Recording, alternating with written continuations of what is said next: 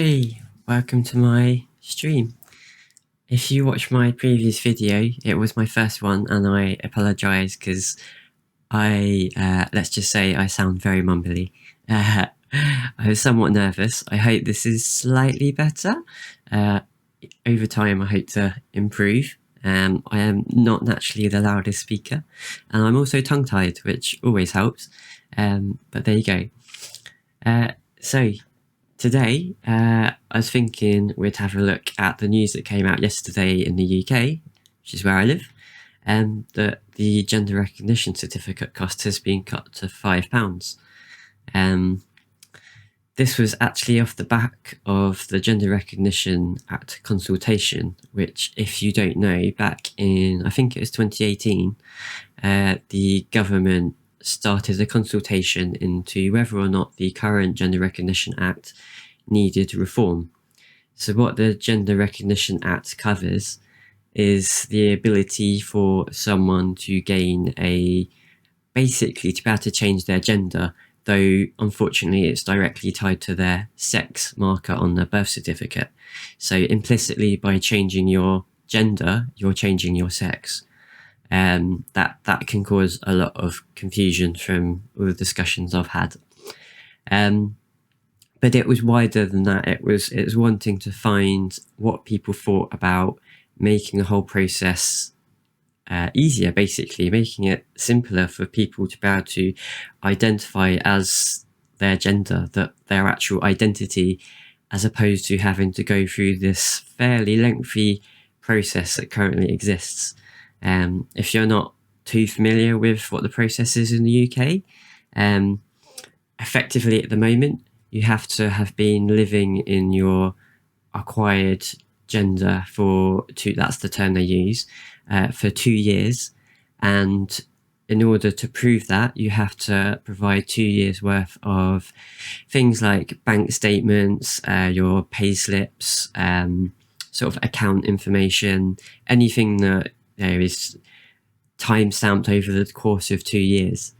And if you're trans yourself or know any trans people, you know that it's quite a lot of work to go through and update all of your stuff to your new name if you've changed your name, but at least your marker if you are changing your marker as well. And a lot of them can actually charge you, like even something like car insurance, that will charge you often like a fee of like, it sounds small for a one thing, but I think it's like £30-ish. But that's just one tiny thing that you have to do along with everything else, and it all adds up. So that's one aspect. You have to prove that you've been living for 2 years. Another thing is you need 2 medical reports. So you need one from your GP, listing all of the medication you've taken, any surgery you've undergone, and this could also be whether or not you're planning to have, if you haven't had any medication, if you haven't had any surgery, it can include that too. That's another thing. Now, hopefully you should be able to get that from your GP, but these things can take time. And the second report is then an actual diagnosis of gender dysphoria. Now, this one is quite difficult, actually, from my knowledge. For me, I went to see a GP back in, I think it was, 2019. And they were the second person that I came out to as trans. They didn't know really anything about it, and which is, it's not fair enough, but I can understand it considering, we are a much smaller proportion. We're a minority. And she noted down gender dysphoria. And then, said she'd get back to me. Brilliant. Went back 2 weeks later. And she effectively told me that she'd refused to treat me on grounds of ethics because she didn't agree with it. So, I mean, I won't go into that now. I can go into it at a later time, but that was a difficult moment. But if you need a diagnosis of gender dysphoria, I mean, straight away there, I had a barrier, just to even see an expert in the field. So in the end, I managed to see a different GP, and I was referred to a gender identity clinic, which is, I think there are 7 of them in the UK. Unfortunately, the waiting time for me is on my letter is 40 months. So that's 3.5 years, just under. And you just get sort of like 3 pages, the first telling you the waiting time, the second one sort of just, it's just sort of blurb that you get anywhere. And then the third one is some links to websites that you can go to for support. But that's it. That's it. And I haven't heard anything from them. And it's now, 2 years, 3 months later. And yet, I've now been living full time for over a year, almost a year and a half. In fact, a year and a half, a few days ago. And it's, I've already been living in my acquired gender. And yet I then have to wait another, year and a bit until I might get an appointment. And that first appointment is just getting to know you, what treatment you might have already had, where you're at. It's not, you're getting any counselling. It's not you're getting hormones. I mean, that's always often quoted as, oh yeah, you can just walk in and get hormones. No, that's not how it works. So you have your first appointment, and then there's a waiting time for your second, and it's your second often you'll then get your further things, so potentially counselling and that's under the NHS.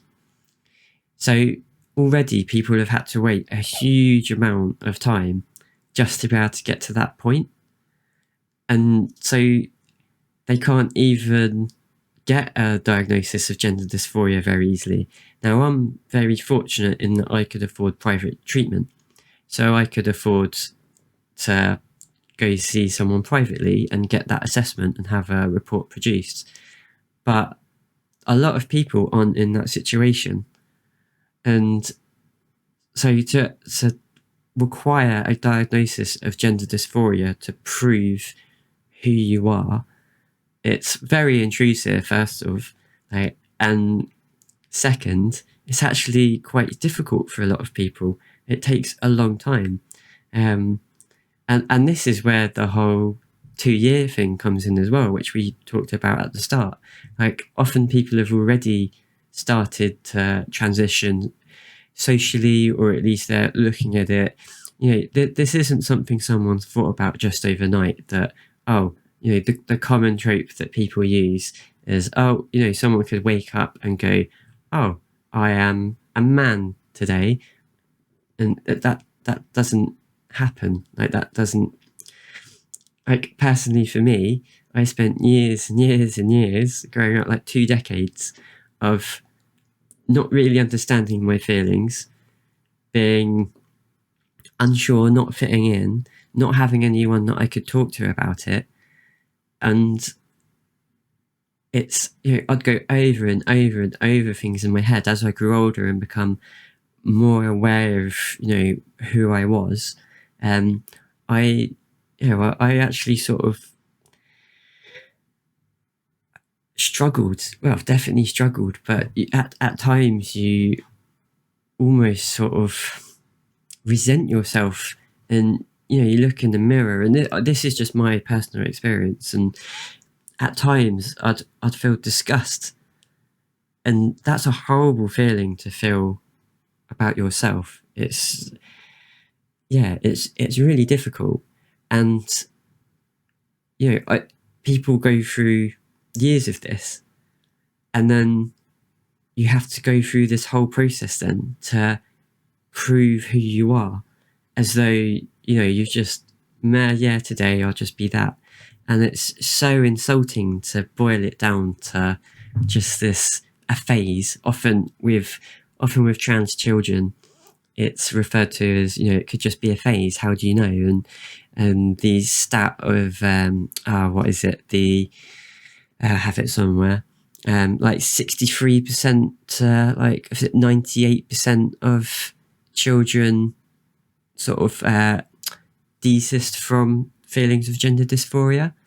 But the problem with that is that the studies that I've read that's based on, they're not particularly sound studies. So what I'll do is I can show you my right. So if I grab this,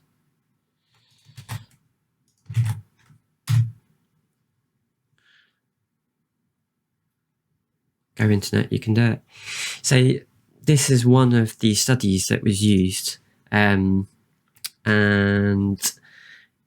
it has a sample of 127 adolescents, and it started off with them, younger than 12, as you can see, and then assessed them again. I think it was around the age of 16 from memory, and it looked to see how many who'd presented with potential gender dysphoria had persisted those feelings a few years later.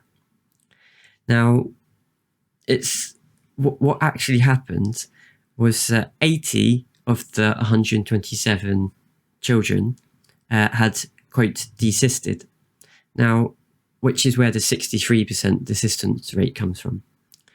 But the actual breakdown of that, 46 of them, of that 80, so 57.5%, returned their questionnaires. So that was genuine responses.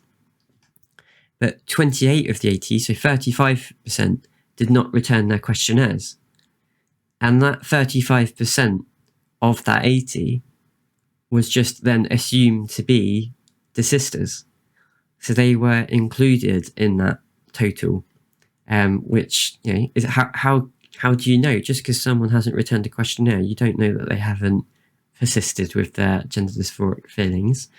And then I think, yes, 6% of that 80, so 7.5%, refused to participate. I don't know why. The study didn't go into reasons why. But instead, their parents filled out a separate parent questionnaire.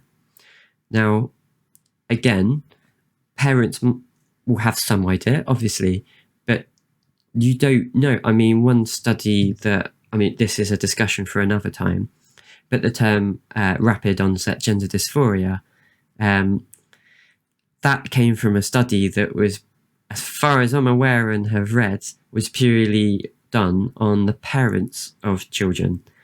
Now, that term came about because obviously to my parents, use my parents as an example, to my parents, me coming out to them almost a couple years ago, that was shocking. Like, where did that come from? So is that rapid onset gender dysphoria? Well, to them, yeah. But to me, I've been struggling with that for 20 years. So it's not a good way of measuring it. And that term is bandied about, but it's not a medically accepted term. But you'll often see it. I think you'll also see it referred to as late onset gender dysphoria. But anyway, that's digressing somewhat from the original point. So if we go back to the GRA, so as I've indicated, it can be difficult just to get a diagnosis of gender dysphoria. And it's not only that, it's also, why should you have to have a diagnosis of gender dysphoria? I mean, why does that determine what your identity is? Why, I mean, as someone who's cis, how would you feel if you had to prove your identity to someone in terms of your gender identity? So you'd have to prove that if, say, you're a man, you'd have to prove that you're not a woman, because otherwise people won't believe you. I imagine a lot of people would be sort of like, what? You take it for granted. You self-ID, you go to the toilet and you use the appropriate facilities for you. That happens all the time. But when it comes to trans people, it becomes a very contentious issue that unfortunately in the UK has become very highly politicized. And it's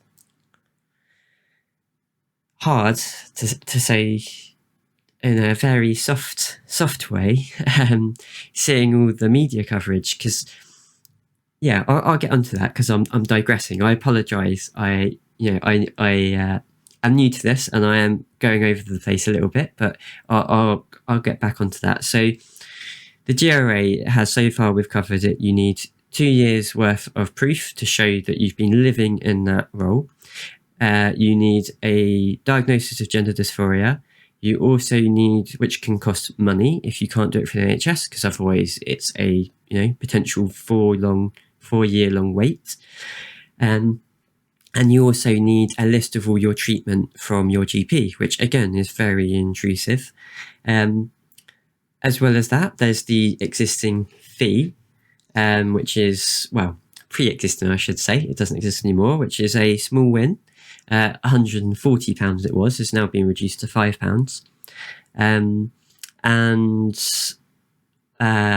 So that's pretty much it in terms of what you need. But then you compile all of that together and you send it off to a independent panel. Now this panel is anonymous. You've got no way of knowing who they are. You'll never meet them. And they look at all your documents that you've submitted and they decide whether or not you're allowed to be issued a gender recognition certificate. Now, if they approve it, great, you get a gender recognition certificate that effectively overwrites your birth certificate. So now you are legally, you are female. For me, if I was to get one, you are female, or vice versa. There's other problems with the certificate in that there's no recognition for non-binary, but we'll get into that later. So it's a huge process to go through. So the reason of this consultation was to see what the general public thought about making it easier to identify legally as your gender. Now, if I just start reading this article, so the fee to apply for a gender recognition certificate has been cut to £5, the government has announced. Ministers pledged in September to slash the cost of legally changing gender from £140 after deciding against wider reforms. Women and Equalities Minister Liz Truss said the reduction removed a barrier for transgender people. That's true, it removes a small part of the cost, but I emphasise small. Whilst cost has been cited as an obstacle to applying, some LGBT groups say more work is needed. 100% agree, and I'll go into that more. The BBC revealed last month the cost would be reduced to single figures. Yep, so that's obviously what it was happening. So a consultation was set up in 2018 to explore potential reforms to the way transgender people can apply for a gender recognition certificate in England and Wales. This allows someone's acquired gender to be recorded on their birth and marriage certificates, which is important to be able to marry in your gender, your acquired gender, and also how you're recorded when you die. It also affects your pension. So I've had people ask me whether, does it really matter? Like, what does it actually affect? It's a small thing, as you've pointed out yourself. It's very rarely used, which is a fair question. That is a fair question. But knowing that there's something legally that defines me as a man, that is not a nice feeling. It's horrible. And especially knowing that I could be recorded as a man when I die, that's not nice. That's not who I am. And I don't think anyone would like that. I think anyone would feel slightly uncomfortable. Slightly in italics there. So just because it's a small thing to some people doesn't mean it can't cause harm. And it also says something about wider acceptance as well. Because if you only have the binary, people outside that, in terms of non-binary, feel completely excluded from that. But again, I'll get into that later. So this is what I was talking about. So the existing process, if I can speak, the existing process, which requires 2 medical reports, has been criticised as costly and bureaucratic. The government estimates there are between 200 and 500,000 transgender people in the UK, although the actual figure is not known. On that, there was a UK census this year, and for the first time, it actually included a question on gender, and you could put that you're trans in there, which is a massive thing. So you could fill it out, and if you were in the same household, you could do a private response, because obviously a concern could be that you might not be out as, you know, LGBT as a whole, you might not be out. So that's very important to protect people. But they've done that this year. So hopefully, I think in the summer of next year, we're going to start to get the initial results from that. And we might start to get a more accurate picture of just how many trans people there are in the UK. So for now, all we have is that rough estimate. A total of 5,871 full GRCs, so that's the recognition certificates, have been granted since 2005. So as you can see from the total estimate, it's quite a small proportion, which it raises questions of, well, why are so few people? And that was part of the consultation as well. So in September 2020, following a highly charged debate about the potential impact of changing the law, the government announced it would not fundamentally reform the process. Now, this right here was just crushing for trans people, because for 2 years, you'd had such a focus in the media around trans issues. And unfortunately, a lot of the time, trans people weren't included in those discussions. And there was so much misinformation, as there always is about everything. But, you know, this time it was around trans people, and, you know, questions about single-sex spaces, and you had drag queens doing reading to children in libraries, and that was a massive issue.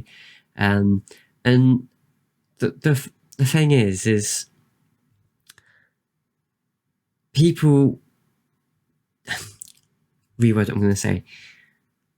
There wasn't really any proper trans representation in the media, and so you had all of these discussions, and unfortunately, a lot of it were people misunderstanding things. Now, I'm not going to pretend that the law is simple at all. It is very complicated, and in fact, if anyone's interested, I will put these links in after. I will edit it.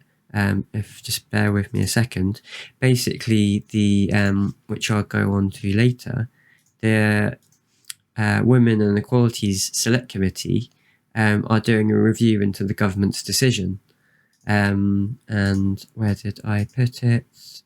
Oh, did I close it? Oh no, there we go. And they're trying to assess whether or not the government did everything it could. So I'll just close this. It is quite long. It's 2 hours, and I could go through it if people would like me to. But it's quite interesting because it's from, you know, people who are in the legal sphere, and they're looking at all of this. There is trans representation in there, which is really good. And they're looking at it from how easy it would be to change the law, and the terms that are used, and how clear gender and sex are, whether they are distinct, whether they are intermixed and used interchangeably, the definitions of them. And yeah, I would recommend watching it, or at least skimming through it. But I could do a piece on that if people are interested. But yeah, so you had 2 years of a highly charged environment. I mean, one of the most well-known, probably outside the UK, is probably J.K. Rowling's tweets and her subsequent essay, Turf Wars. Now, there's a massive debate around whether or not that was transphobic or not. In my view, it contained many transphobic ideas and arguments that there is plenty of evidence to debunk. And if you are perpetuating that misinformation, unfortunately, you are part of the problem. Now, I've got everyone should be able to voice their ideas or concerns. And I think for J.K. Rowling, it came from, I hope, a place of concern for safety. But if you look at the evidence, particularly around, I mean, this is just one issue she is pointing on, to be fair, but if you look at the evidence around single-sex spaces and bathrooms, for example, trans people have been using bathrooms for years, decades. There has not been a marked increase in violent crimes, and in fact, so some of the concern around that is if we were to implement self-ID, which is the idea that someone just declares the gender that they are, is that, again, this trope of someone, a man often is what the example is, could just wake up one day, say they identify as a woman, walk in and attack a woman in the bathroom. Now, it sounds scary on the face of it, but there's absolutely zero evidence for this happening, and at least widespread, I should say, of that them. Inevitably, you might get one example. I'm not going to say it can never happen. Obviously, things can happen, but you have to look at it from another way as well. Why would someone go through the effort of that? Like, why would they do that when they can just walk into the bathroom now as it is anyway? Like, so the only argument is that they would gain extra protections in their trial, but it would become very apparent that that's not them, I think. If you dug into it a little bit, like if they literally just wake up and they are not trans either, just waking up one day and deciding to use it for nefarious means, that happens to all sorts of things. But again, is this actually our reality?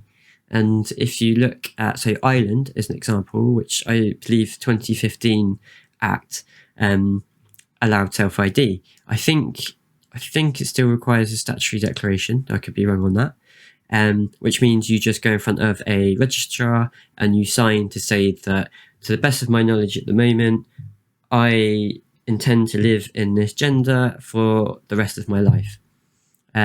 Or there's until death or something like that, which there's questions around, should it say that? What about detransitioners, and how do you support that?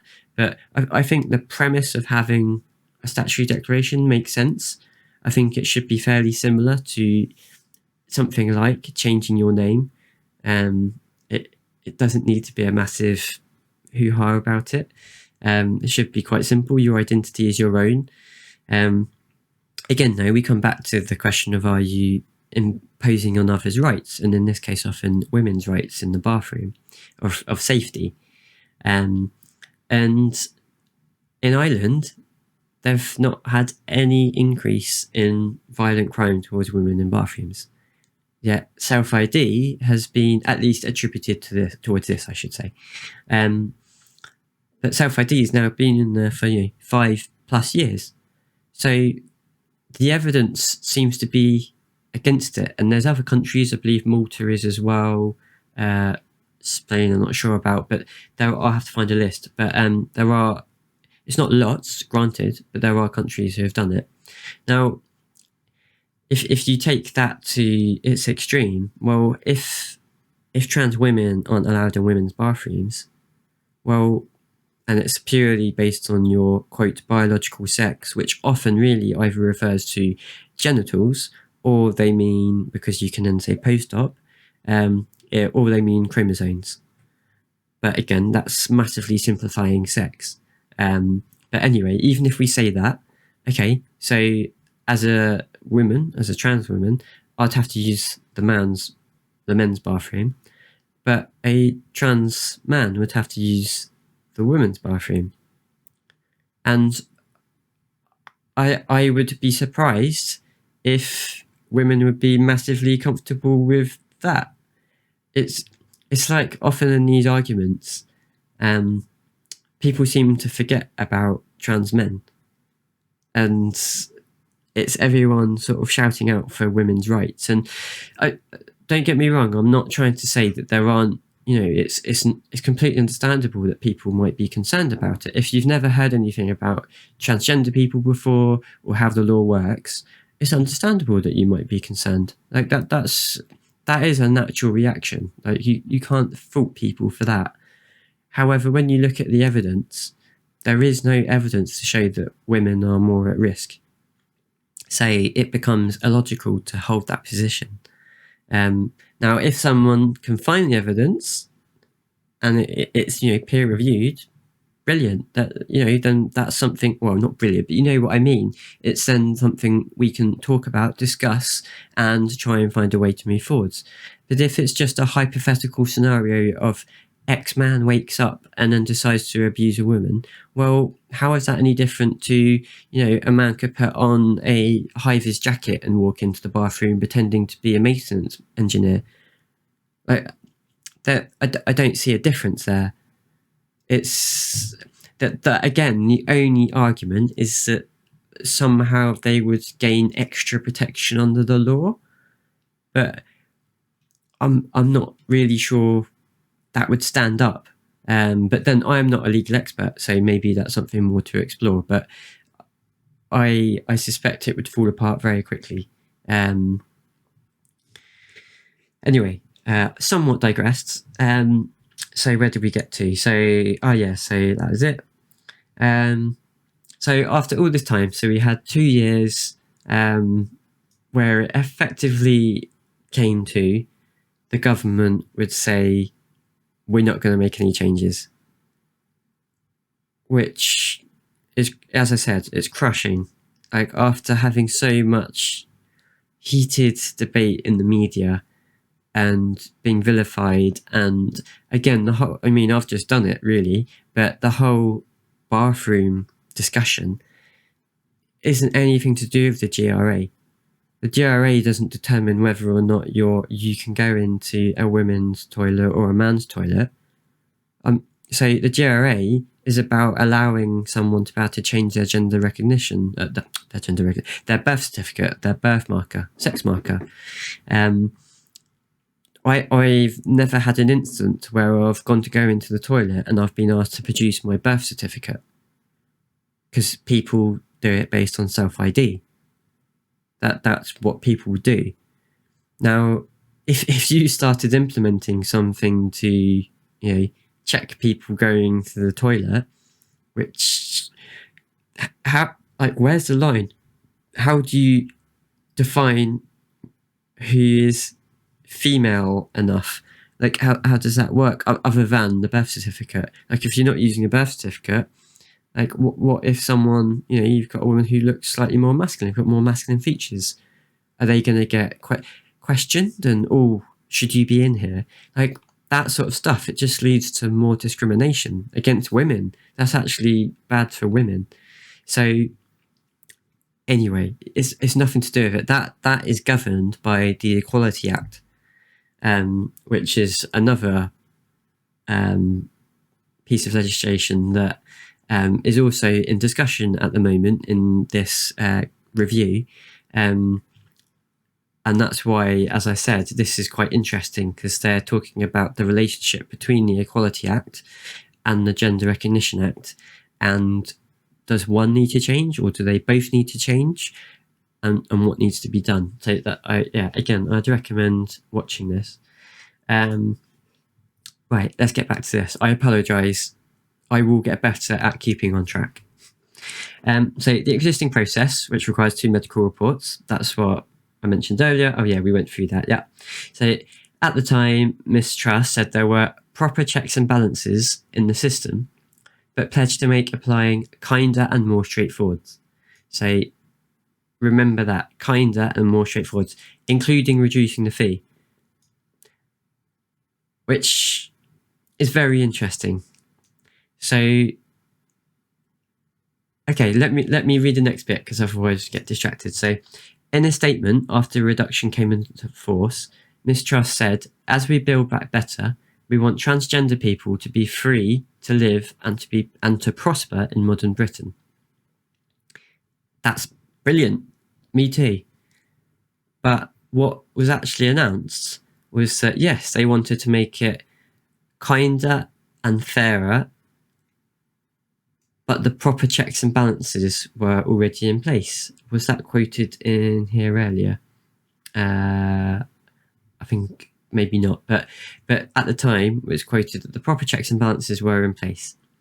So what they actually said was that they would reduce the fee, but didn't say how much. But now we know that's £5, which is good. It's definitely good, and move the process online. Now, but that's it.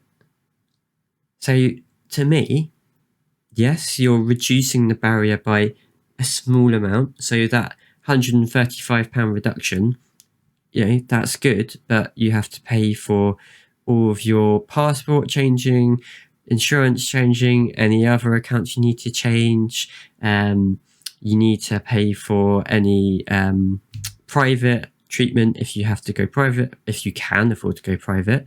If you've gone on an NHS, you're just waiting and waiting and waiting, and then you have to what is it? My brain's gone blank. What is it? It's gone for me. I'll come back to that. But it's, in fact, I wrote a submission to this committee, and I can't display it on screen, I'm afraid, because you're not allowed to share it until they've published it. Where is it?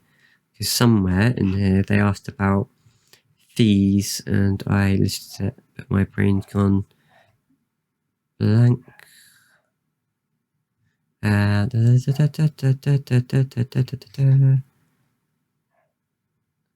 Fantastic, isn't it? Brain just goes blank. Talked about my own costs. Oh yeah, and you've always got the danger of people self-medicating, but that's a separate thing. Where did I talk about that? Oh, here you go. Yeah, so that's it. So even if you're, of course. So even if you're going via the NHS, you might not necessarily be able to get an appointment with a consultant and a consultant who specialises in gender dysphoria, so a psychiatrist. And where else? It's, you need to change your driving license. That's it as well. There's tons of things that I'm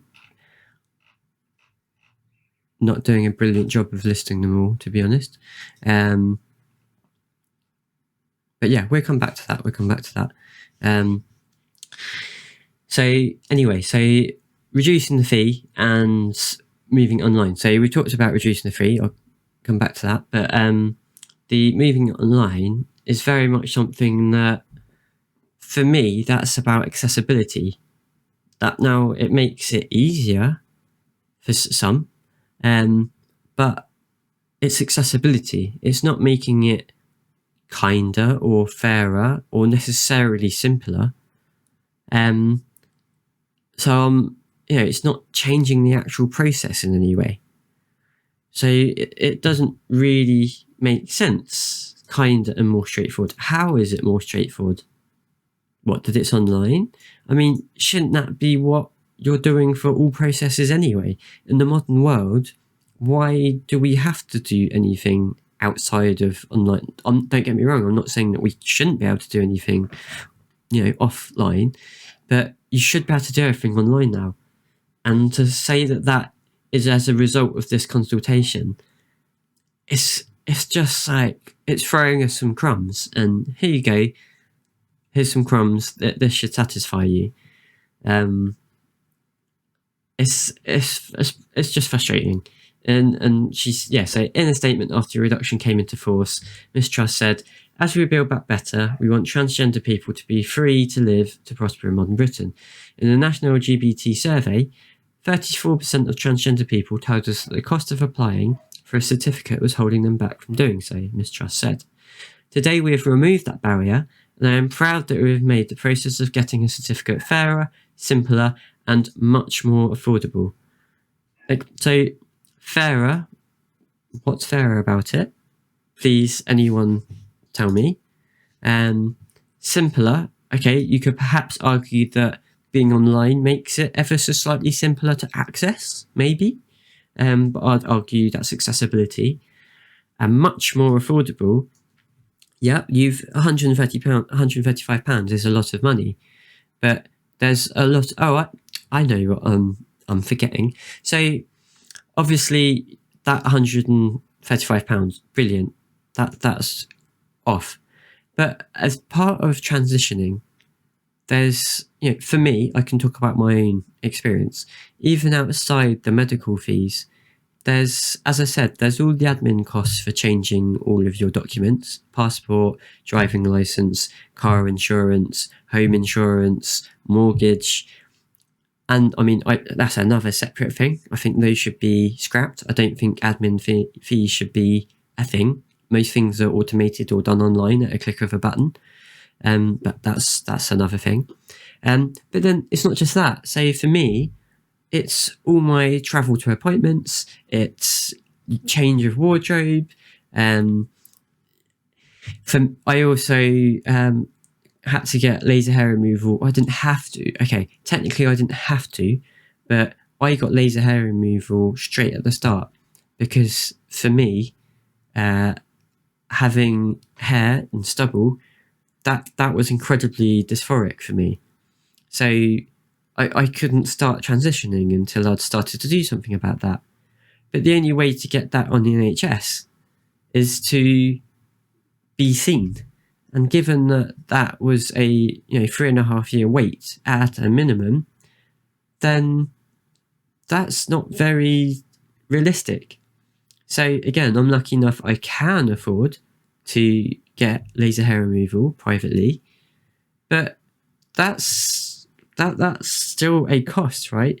And that's more expensive significantly than this. And then changing all your wardrobe. What else came to mind? Something else came to mind and it's gone.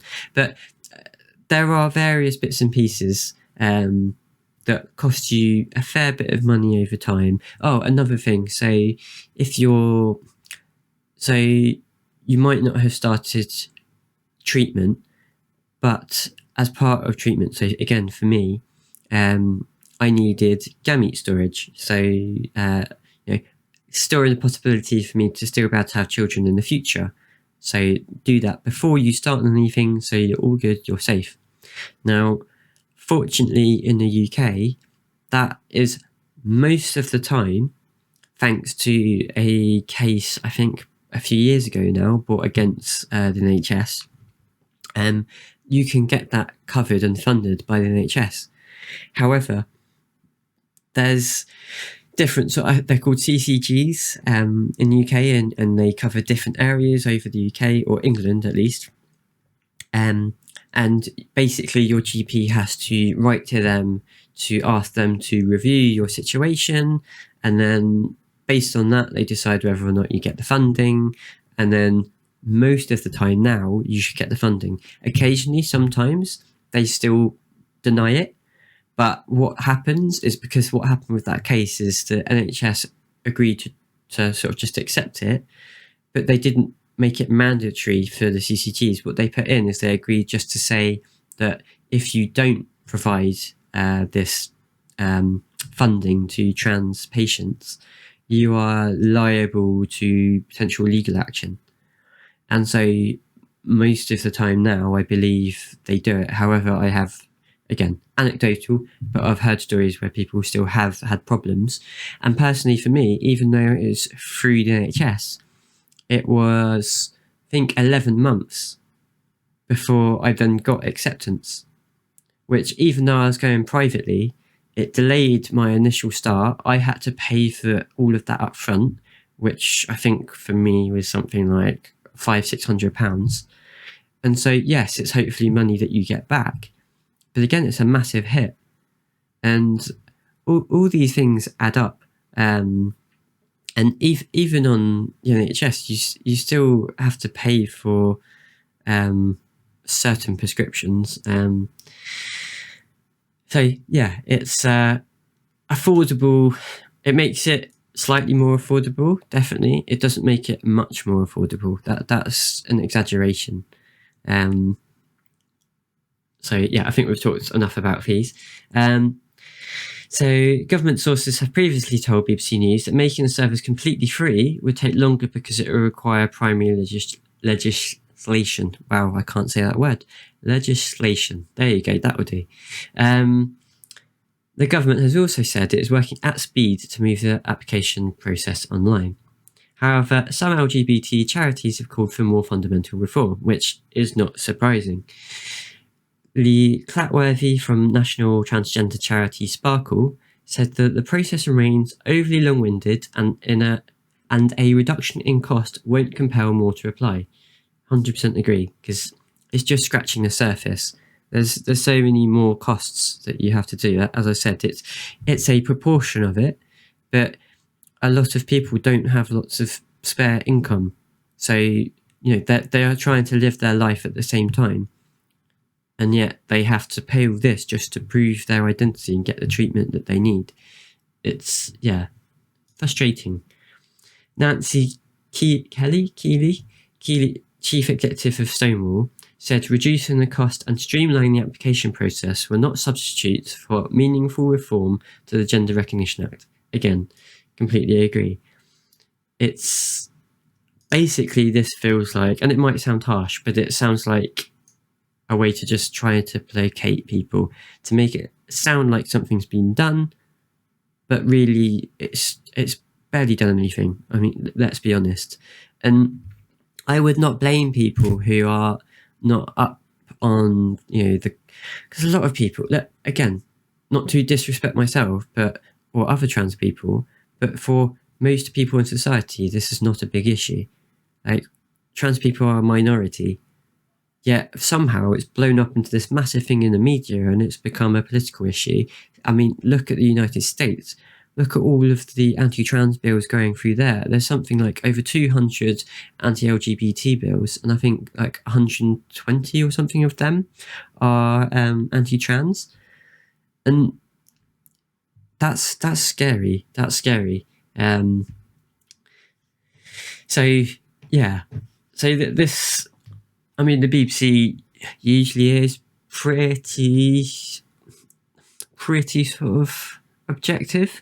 In the past, I would agree that they have not been the nicest or fairest to the trans community. There's an example of one article last year where they included to balance the article regarding puberty blockers. They included a quote from the LGBT Alliance, which is which again, on the face of it, to people who aren't interested, let's be honest, don't read about it, it's not part of their life, that sounds like a legit, good charity name.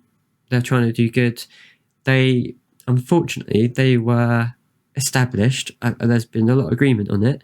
It's even been recognised by, I believe, the LGBT Labour Group and various other charities and organisations. Feel free to Google that and you'll find plenty of evidence. It's been recognised as an anti-trans group. And I mean, to be honest, it's quite clear in the name, but without the T, it's quite clear what the intention is. But again, because they wanted balance, apparently, they included this quote, and it's, would you do that for racism? Would you have a piece on race and then include a quote from a racist to provide a balanced point of view would be interesting. And they also said around December, so again, I don't know how I think it's fairly well known in the wider community, but the Kira Bell case, which was taken up against GID, so the Gender Identity Clinic for Children in London, that was basically, she took legal action for them for not challenging her enough.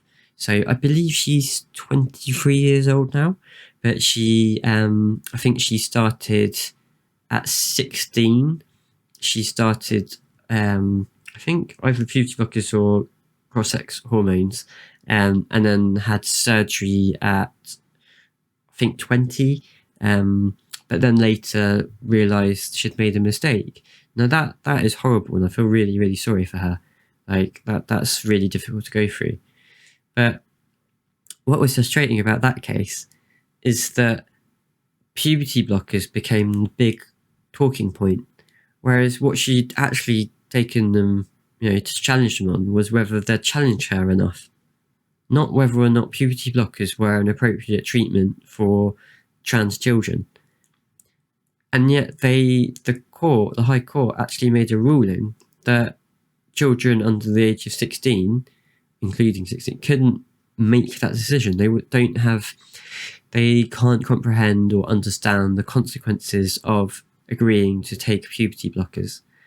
Now, again, this is where a lot of misinformation was thrown around, in that puberty blockers are a way of delaying puberty.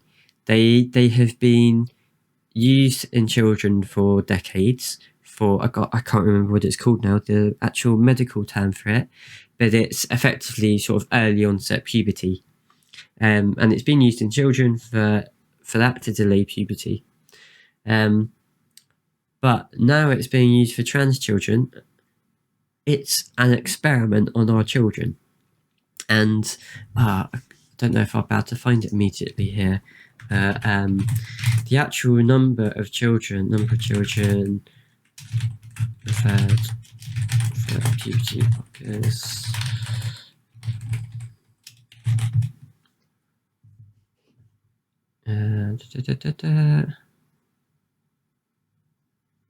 That's gonna be frustrating.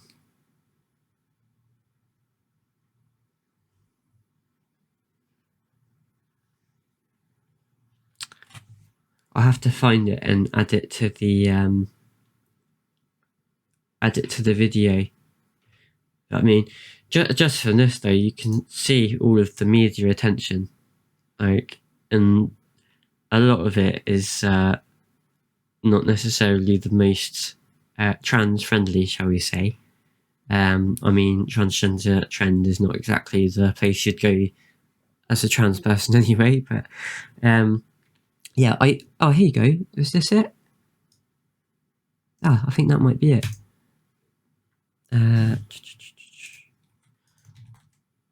Was it 161, was it?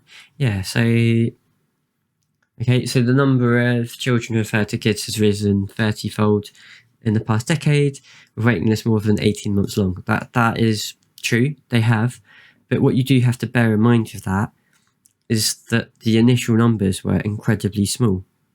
So any increase is going to be quite big in terms of relative to the original size. Also, the general acceptance of trans people has slowly, but it has been getting better. So people are going to feel more able to come out, to talk about it. So it's not as simple as, oh my God, there's been a 30-fold increase, there must be some sort of serious issue. It needs more investigation than just that. That's too simplistic. So here we go. So about 2,660 under-18s were referred to GIDS in the year to March 2020, while 116 were referred onwards, by GIDS to specialist endocrinologists who prescribe puberty blockers. So what we're talking about when people talk about this massive issue of children being handed puberty blockers is, in that year, which again is, as said here, it's a massive increase, relatively, 2,660 in total, 161 of them were referred to puberty blockers. Now, that's 161 children. Obviously, each and every one of those children, very important to them. But it's not like this massive crisis where thousands and thousands of kids are just being handed these drugs without any sort of supervision. Like, that's what you do hear from people, and it's this misinformation that, as any person who's not, up on the stuff, not particularly interested, just hears the headline on the news, that, talking about these drugs that are being prescribed to children very easily, and it's a crisis where children are being encouraged to be trans online. It's like, there's no proof of any of this. Anyway, I have massively diverged again. I apologise, and my voice is going.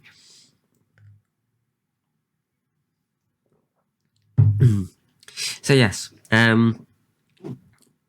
we weren't so agreeing with that, weren't we? So what I did want to go back on is the fact that they focused on the fee, which again is fair enough. So in here, the National LGBT Survey, 34% of trans people told in the survey the cost of applying for the certificate was holding them back from doing so, which is fair enough.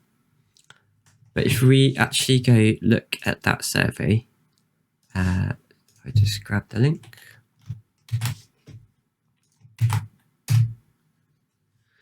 So, should we go down? Let me check what page it was on. Note to self, make more notes. Here we go. Was this it? I think so. Right, moved. Oh yeah, here we go. So I'll just read through this. So other headline findings: the Gender Recognition Act. The Gender Recognition Act 2004 allows trans people to apply for a gender recognition certificate. This allows them to change the gender marker on their birth certificate following transition, bringing it in line with other documentation, and also be legally treated in the gender which they identify, which again, to me, is really important. Yes, in most situations, it might not have a massive impact. I get that point. But just because something isn't important to the majority of people doesn't mean it shouldn't be taken seriously. We should be aiming for a society where we protect everyone and do our best to represent everyone in that society. Not say, oh, well, we've reached a certain point, that would be too much effort. Not enough people, let's move on. The Act also does not cover non-binary gender identities, which I mentioned earlier. Of the trans men and trans women respondents, 12% who had started or finished transitioning said they had a gender recognition certificate. So that tallies with what we were looking at earlier, didn't it? That very few people who transition, or just are trans, not all trans people transition, I should point out, actually get a gender recognition certificate. Which, again, it makes you question, why? What is it that they just don't want them? Do people have different views to me? Which, as I say on my description, everything I say is purely my view. I try to be as evidence-based as I can, but no one's perfect. And I always ask that if I say something that seems incorrect, that, follow it up, chase it, send me evidence, show me, and I'll be happy to talk about that. I want this to be as open discussion as possible. If you're someone who is new to the trans discussion and have some questions, often, in fact, so I'll just finish that. Often you can be a bit apprehensive about asking a question in fear of causing offence. And I mean, just look at something like Twitter. That's enough to scare you off. I mean, as I said, J.K. Rowling, prime example. She made some comments on there, won't go into now, and it's been done to death, to be honest. But she made some comments on Twitter, and she got a lot of hate for that, a lot of hate. And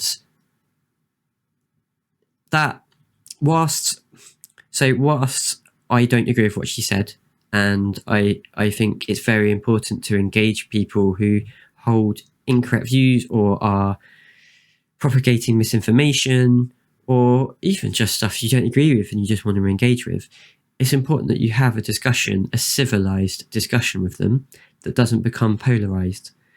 Now, at the start, I believe people did try to point out these things to her in a kind manner, but unfortunately, often that stuff can just get swamped by the horrible comments, which I'm not going to say here, but I fully believe her. The stuff you see online, you'll get people telling you to do all sorts, what they think of you, etc., etc. I don't need to say it here, but that is horrible. And from either side of the argument, you shouldn't agree with that sort of treatment. I mean, I will say that I absolutely do not agree with J.K. Rowling and her comments.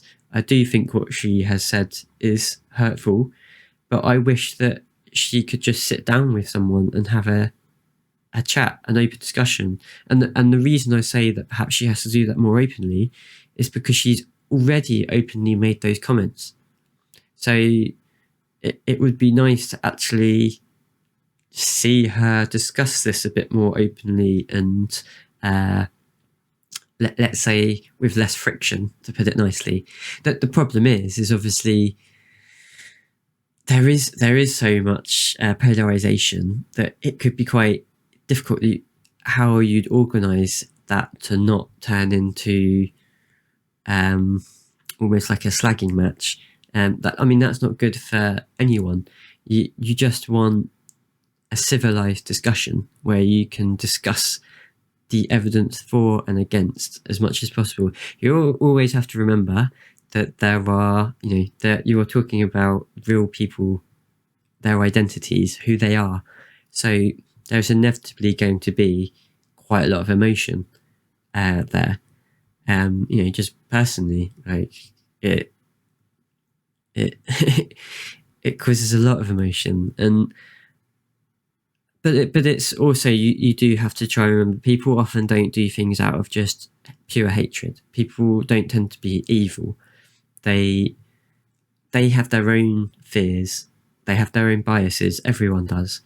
And I think a good discussion is trying to get to the root of that on both sides to try and work out how to move forwards.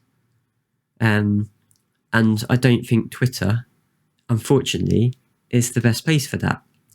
So going back to my original point, if you're just X person, and you see in headlines that J.K. Rowling is slammed and for her comments that may not seem particularly bad to you, I'll just point out one comment she made about Maya Forstater, about saying that she got fired for stating that sex is real.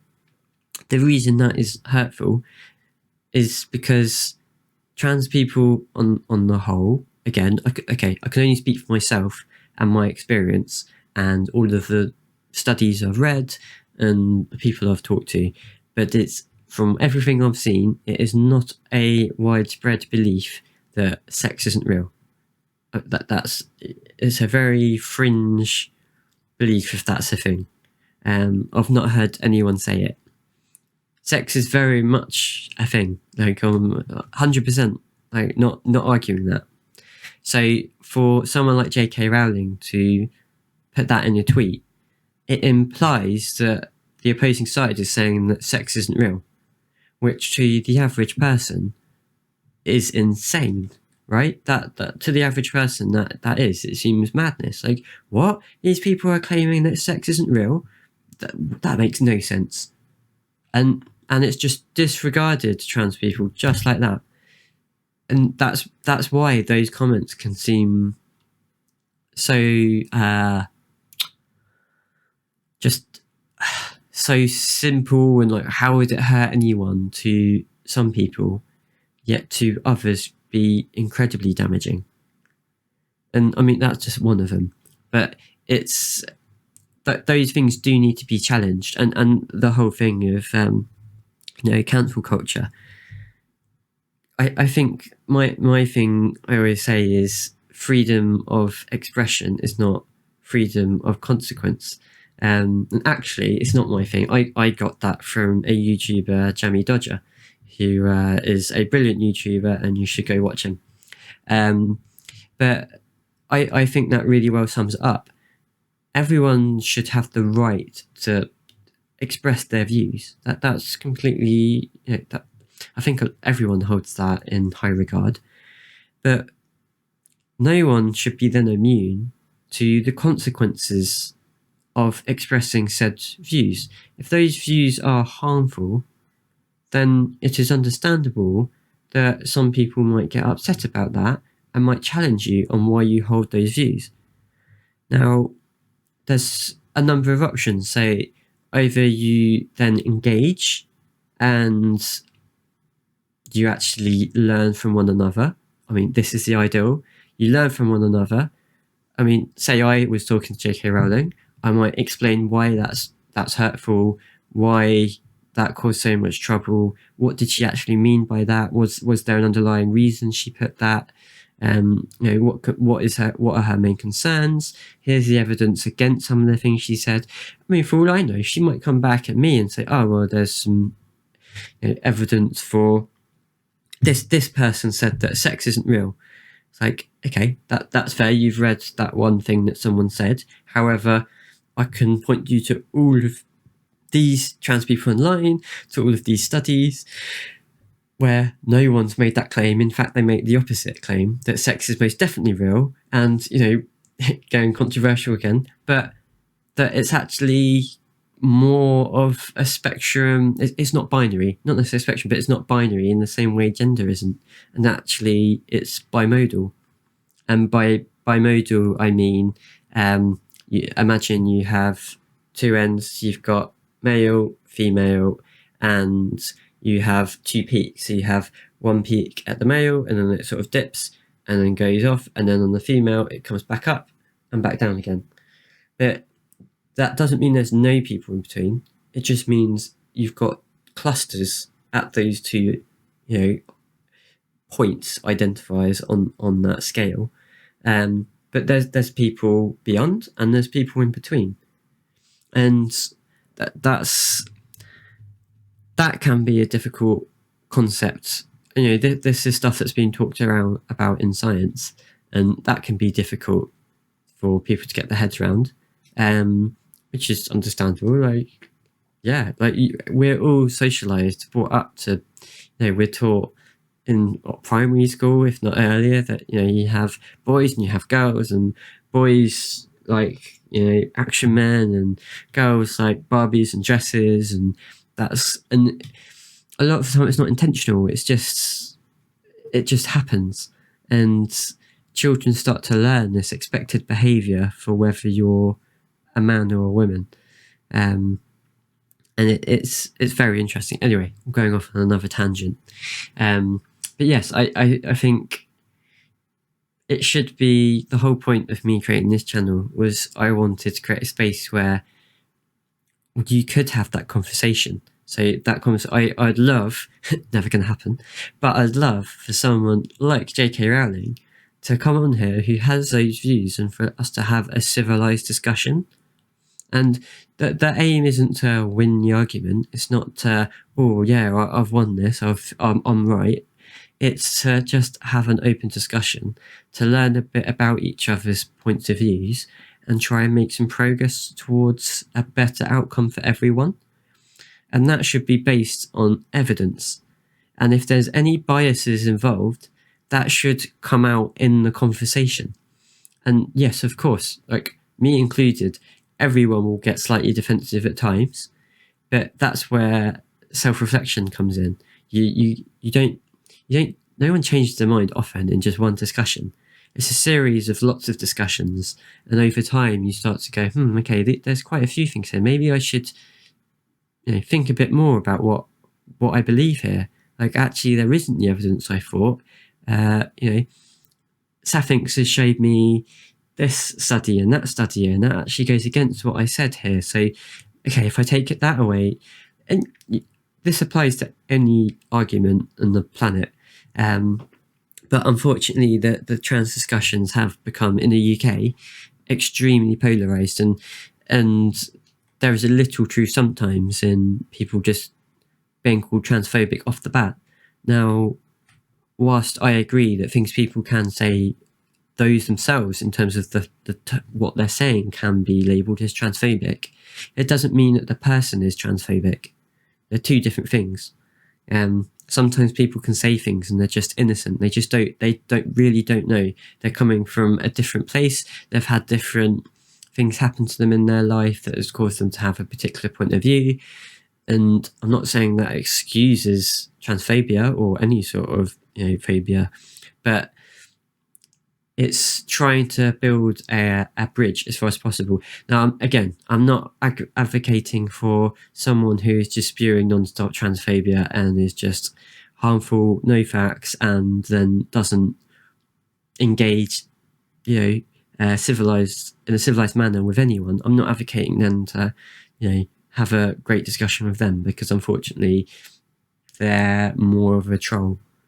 But for the people who are open to discussion, that's what you don't want to scare them away.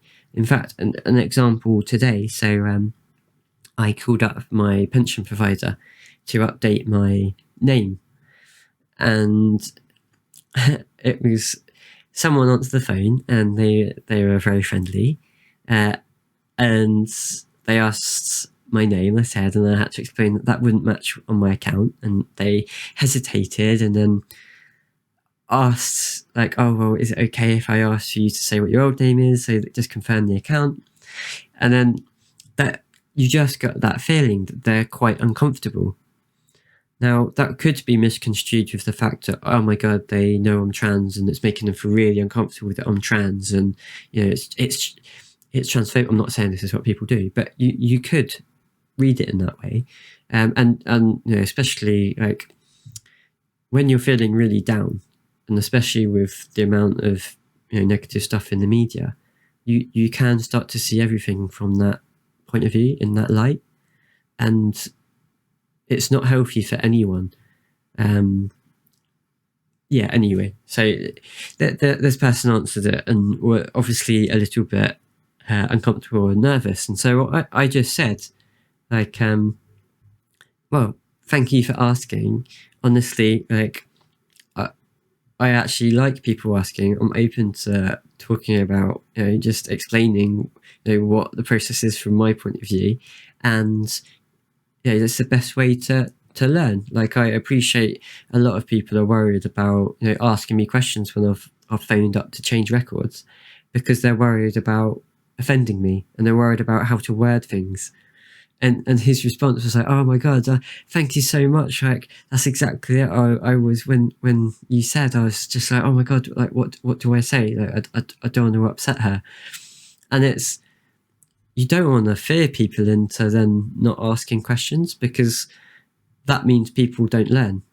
People don't have any knowledge around the important issues to trans people or anything like it.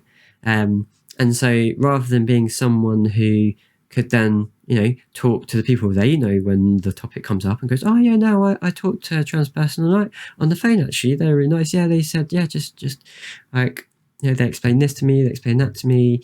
Yeah, it was really good. And then those people then are aware and then propagate. Or you have the reverse, where either you just don't talk about it and they feel uncomfortable, you can sense it, you're uncomfortable. Personally, I'm incredibly uncomfortable anyway, because I'm having to refer to my old name, and it's just a horrible thing to have to do. But you end up doing it so many times. You don't get used to it, but you just I think you become used to that sort of pause on the other end of the phone. You sort of come to expect it. That was not me passing wind, by the way, if you could hear that. So I think just being more open to discussions is so important, and I want this space. If say someone was to ask me a question on here now that could be considered transphobic, if they just immediately got let's be honest, shat on by chat and other people, and it was on Twitter, and they are never going to want to speak about it or ask about it again, at least not in a particularly positive way, because you've immediately made them defensive. Because if they were someone who just genuinely didn't know, suddenly they've got loads of abuse, and they don't understand why. You have to remember, they don't necessarily understand why that was offensive. And so that's not a good way to actually sort of talk to people. I mean, it isn't at any time, but you're not going to get people's understanding by doing that, by shaming people. That doesn't get people's understanding most of the time, because it's human nature to be embarrassed, get slightly defensive, and perhaps just not engage. Whereas if you try and just explain why that could be offensive and this is why, there's two things. Well, there's another thing that can happen, but two main things. Either they continue then to ask questions in a good faith manner, and they might continue to ask the odd sort of controversial question, you might say, but they seem like they're genuinely trying to learn. To me, that's positive, and it's they shouldn't be shouted down for that. However, if they start to dismiss everything you're saying, aren't listening to you, and just carry on using, terms that you've told them are offensive, at that point they're a troll.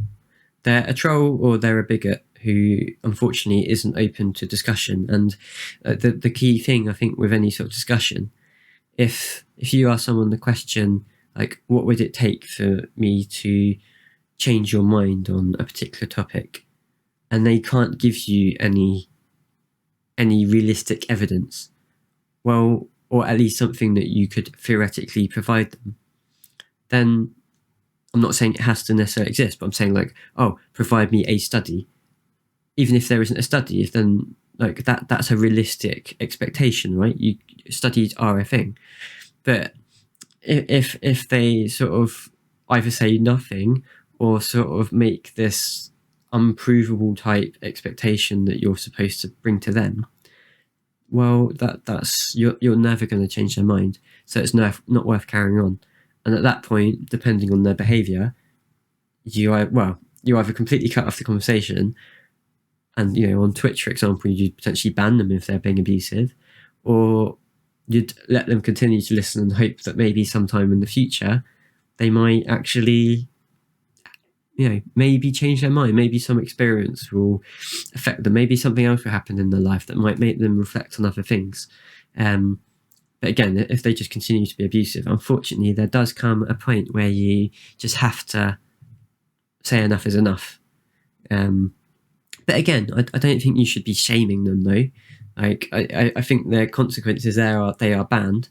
If they then start going after people, like if they were then to start posting on people's public profiles on Twitter or anything like that, yeah, then that's really bad, and that deserves some sort of comeback, within reason. Like, I'm not talking then like everyone pile on them, because then that's just, you're just doing the same thing. I mean, you could argue should just ignore them, which is true, but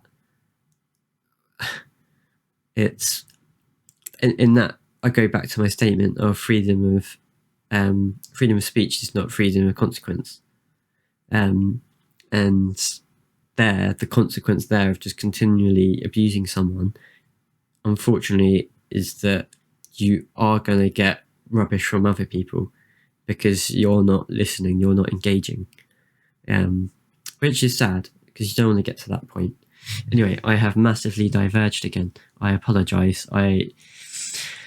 This is only my second stream. My brain can go all over the place, and I will endeavour to get better. If you have any particular questions about any part that I've rambled through and you're more interested in and want me to be a bit more succinct on it, please do say. I really, really want to engage people as much as possible, and I know, realistically, I might not get any viewers for months, but even if 5 people, if just one person I could have a conversation with and not even change their mind, but sort of just they learn a little bit more around trans issues, or they've got a question they've really wanted to ask, but they don't know anyone trans, or they've not felt comfortable to ask that question. Like that's what I'm here for. That's what I want to do. Like if anyone does watch this and they've got people who are, who are unsure or want to ask questions, but they don't know, and you've actually talked about it amongst yourselves, like just point them to me. I'll happily talk to them, either chat or can jump on like Discord or something. Like I'm happy to do whatever. As I say, I am new at this, and I am not the most confident person, just historically. But I mean, part of the reason for this is just all of the negativity you see. I feel like I'm in a very lucky position that I can afford treatment. And there's so many people out there who can't, and they're on waiting lists, and child healthcare, is under attack at the moment.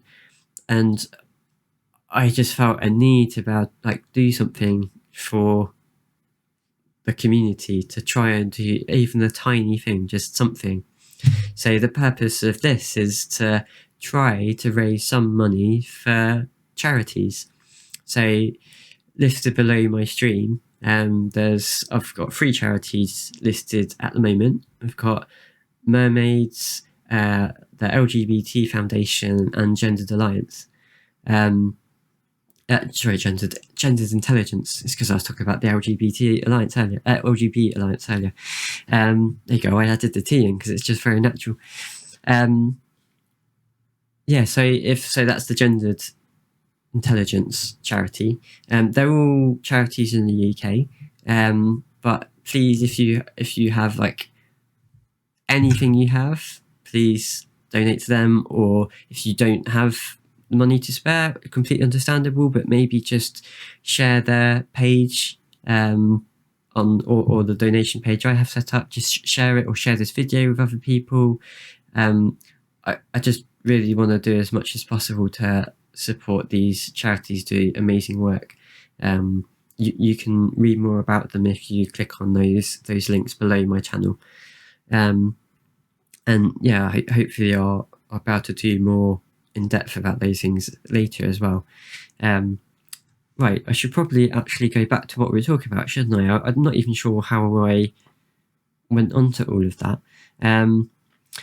So, the Gender Recognition Act. The Gender Recognition Act 2004 allows trans people to apply for a gender recognition certificate. This allows them to change a gender marker on their birth certificate following transition, bringing it in line with other documentation, and also be legally treated in the gender which they identify. Of course, yeah. The Act does not cover non-binary gender identities. Of the trans men and trans women respondents, 12% had started or finished transitioning, who had started or finished transitioning said they had a gender recognition certificate. This is what I'd already talked about. Only 7% of those who were aware of the GRCs but did not have and had never applied for one said they would not be interested in getting one. So only 7%. Key reasons for not making an application included not satisfying the requirements. 44% said this. So that's not far off half of people said that they couldn't satisfy the requirements. The process being too bureaucratic, so that was mentioned in the article, so 38%. Or it's expensive, 34%. So this is the expensive 34% that is quoted, where is it? Here. And so, that's what they've said was a key thing that trans people were concerned about, which arguably, yes, a lot of trans people are. However, the key thing to note about this is that respondents could select more than one reason. And these are actually higher. So, by not a too insignificant, that's 10% higher, is not satisfying the requirements. But they went after this one. Now, I can't help but feel like they went after that because that's the easiest one to do. Which, don't get me wrong, that sort of makes sense, right? Something quick and easy, you can get that done, great, do it. But that shouldn't mean you should stop there. Like that's that's literally just scratching the surface. If that's tiny. And they talked about how completely removing the fee. Where is it? Oh yeah, here you go. Government sources have previously told BBC News that making the service completely free would take longer because it would require primary legislation. Oh, this is a word I can't say. Legislation. Now, yeah, that sucks. And if in the meantime they can reduce it to £5, brilliant. Again, though, shouldn't stop them from getting rid of the fee completely. Like, yeah, it's you can still continue to progress on other things. It's not one or the other. I appreciate the government is incredibly busy for obvious reasons, but you can still progress with these other things. At the end of the day, you're a government that's supposed to be pushing these changes through, making sure you're representing the will of the people, and this is what I haven't talked about. So, of course, this was the whole discussion into this was because of the consultation. Now, the consultation, you might think by this that maybe people weren't particularly keen on the idea of self-ID.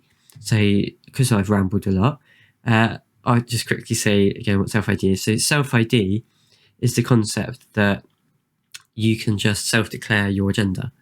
Now, in my view, I think it's probably worth self-ID being, you include a statutory declaration as part of that, which is, you are signing something in law in front of a registrar to say that that is your intention to live the rest of your life, as far as you know at that time, in that acquired gender.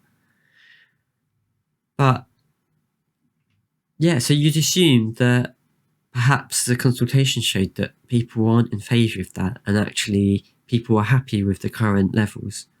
That's what you'd think. But if we get the actual results of the survey, so this is from the government site. Why is this not attaching? There's always some sort of technical thing. Oh, I know why, because I'm a different user. Cool. So if we put this in and go to page 12, to a summary. So what have we got? So these are, here you go, so the GRA requirements. So nearly 2/3 of respondents said that there should not be a requirement for a diagnosis of gender dysphoria, with just over a third saying that this requirement should be retained, naturally. So that's a pretty good majority of people. Like that's pretty strong. A common opinion among those who thought the requirement should be removed was that gender dysphoria, or being trans, was neither a medical nor a mental health issue, which I'll also say here is it has been declassified. It is not a mental illness. It used to be gender dysphoria or gender identity disorder used to be classed as a mental illness. It is no longer classed as a mental illness. So why it needs to be a medical consideration, it shouldn't be. Some respondents who agreed with the latter option still thought the diagnosis should be retained, with many suggesting that the diagnosis served as a safeguard against frivolous or malicious applications for legal gender recognition. So, I guess the question is what does this actually safeguard? Because why would someone go through the effort of trying to prove to their GP, and bear in mind at the moment that means a waiting time of because the GP often isn't the one that diagnoses you with gender dysphoria. You have to go to one of the clinics, and there is I don't know what the average is, but I think it's around 3 years ish, maybe 3.5. It's around something like that. Like for me, it's 3.5, just under. Why would they go through that to plan an attack on someone or some malicious activity or intent? Look, when, for the example of the bathroom, they could just walk in. Like, it doesn't make logical sense. Like, it doesn't actually safeguard anything other than being a barrier to people who are actually trans. So yeah, I'm interested in other people's thoughts on that, but yeah, I'll just feel free. I meant to say, actually, I don't know if I've put my email in the description yet, but I will do that. And please feel free to send me emails on any questions you might have, anything you might want me to talk about, pretty much anything related to trans. Or you may have noticed from my banner, I am somewhat obsessed with cats. So, if your burning question is asking what my cat names are, then feel free. Anyway, so that's the first one. So the second one, so this is regarding the medical report. So around 4 in 5, 80% of respondents were in favour of removing the requirement for a medical report, which details all treatment received. 80% of people. So that's a massive majority. So we've got, granted, not as much, but it's still a majority, removing both reports. Brilliant. Awesome. Well, let's just quickly read what it says in here. Among those who favoured keeping the requirement, a common opinion was that the medical report provided evidence for the sincerity and commitment of the applicant. Those in favour of removing the requirement commonly stated that the requirement had a dehumanising impact on applicants and added to the unwanted and stressful bureaucracy. It's frequently pointed out that not all GRC applicants undergo or are able to undergo medical treatment. That is a very important point, right? So as I talked about earlier, not everyone can, because being from personal experience, I did really suffer at times, and I had some really difficult moments, and unfortunately, suicidal thoughts, self-harm, unfortunately, is more common in the trans community than it is in the general population in comparison. And when, especially on NHS, for me, I know this is anecdotal, but it's given the waiting times, this is what most trans people face. When you're told, oh yeah, you can have an appointment in 3.5 years, just to initially talk about it, that is a nightmare. That is, I just spent years and years debating about hating myself, loathing myself, trying to come up with reasons why I'm not trans, why I'm some weird freak. It's a fetish. It's XYZ. Like, you read all of these things online, and you try and, in a weird way, you sort of try and make yourself believe them. It's almost internalized transphobia, like for me. And you do sort of, for me, it was literally sort of, I go through times of feeling a bit more like only at home when no one else was around, but I'd experiment, and I would feel happy for a short time, but then very quickly feelings of disgust and revulsion would take over, and I'd feel like there's something wrong with me. No one would ever accept me. I'd be laughed at. Everyone would turn away from me. I wouldn't have any path in society. I'd lose any possibility of having a successful career. I wouldn't be able to have children. So I thought at the time. That's not true. And like, all of these things for a child to be thinking, like, it's difficult. It's really, really difficult. And so when you finally do sort of make that leap to finally see a GP and tell them your feelings, bear in mind, with a GP, we all know you don't get a lot of time with a GP, because they, unfortunately, they are tight on time. They have to see X number of people. So you have to sort of get out this very personal thing that you've been sort of hiding from other people and almost, ashamed of, up until that point. you have to sort of suddenly come out to it and say to a complete stranger, in my case, in like a few minutes.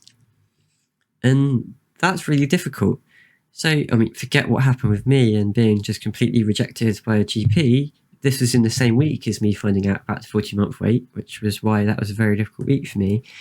But those two things, like, you sit there and you think, one of the reasons why I put off coming out as trans and accepting myself for who I am was that, oh, it's too late. It's too late now.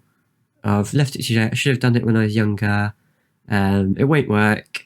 I shouldn't do it. I should just learn to live as I am and just hide it. Like, and you know, I've been trying to hide it for the last 20 years. I mean, I had successfully hidden it from other people, but I hadn't, you know, I could try as I might to pretend I didn't feel that way, but it always, you know, it came to the fore, and it's difficult. Sorry, I'm sort of rambling a little bit. Yeah, so my point here is that sometimes people hit that point and they feel incredibly low. And I'm not talking about children here, but I'm talking about adults. And they hit that point and they can't get treatment on the NHS, not for years. And they're already thinking it's too late for them. So imagine you've taken that step and then suddenly, oh yeah, no, it won't be another 4 years till you can start treatment. Like, it's just like, it's horrible. It's a punch in the gut at a minimum. And so that's why, like, again, as I said, I'm very lucky I can afford to get private, because again, this isn't covered by medical insurance. Private healthcare, it's not covered. Or at least most, and at least the one that I'm with. So it's out of your own pocket to do that, and a lot of people just can't afford that. It's expensive. It's really, really expensive. I've spent thousands on my healthcare since transition or starting to transition. So what people sometimes do is they then turn to self-medication. So that's getting hold of the necessary medicines. You know, that will be cross-sex hormones, or testosterone blockers, or whatever it might be. But they're getting hold of them through other means, not through the NHS or not through private. And with that, there's always risk of what you're actually getting, obviously, is one. But even say you do get, you know, you found a trustworthy source that you are sure of the quality of the medication you're getting. It actually is the medication that you've bought or you've desired. And so brilliant, you take it. But who's monitoring you? Who's doing blood tests to make sure that you're okay? Who's checking that your levels are where they should be? Like, it's such a risky thing. I'm not to say that I'm not saying that taking cross-sex hormones is incredibly risky and dangerous, and you know, I'm not saying that at all. But as with any medication, doing it completely unsupervised and unadvised is crazy. Like, you know, maybe this isn't a great analogy, but the first one that comes to mind is that imagine just giving someone just a bag of tablets that you say, oh yeah, these relieve pain. That's it. And no instructions about how many to take, just relieve pain. Now, some people might only take one, but some people might think, oh yeah, no, it's better to take 3 or 4. And they could do serious damage to themselves, like, over time. And it's like, that's why there's guidance on all medication that you buy. And, you know, obviously it's not a direct comparison, because with something like painkillers, Nurofen or ibuprofen, I should say, or paracetamol, that's a pretty standard dose. Whereas hormone treatment, it's very tailored to the individual. Everyone's body is unique, and it might need different levels of the various medications you're taking to get it right and make sure you're safe. But if you've got no one monitoring you, that is very risky. But people are driven to do it because they feel like they've got no other option. And then obviously there is cost to that as well. It's cheaper than private healthcare, but it still has a cost. It's and that's scary. That's really scary that people are driven to sort of self-medicate rather than getting the care they need. And yeah, it's. I mean, how you then fill out so this here, this so the report here detailing all of your medical treatment. Well, your GP wouldn't be able to provide that because you've been using that without their consent. So they probably, as far as I know, wouldn't provide that as a valid thing you've been doing because that's not monitored. Otherwise they might be taking some responsibility for it. In which case they should have been prescribing, which I think they should anyway, but that's a separate discussion. So anyway, that went down a different route, but again, the majority of people are in favour of removing that, and so a small group of respondents suggested that removing the medical requirements would devalue the status and struggle of trans people who had already obtained a GRC under the existing system.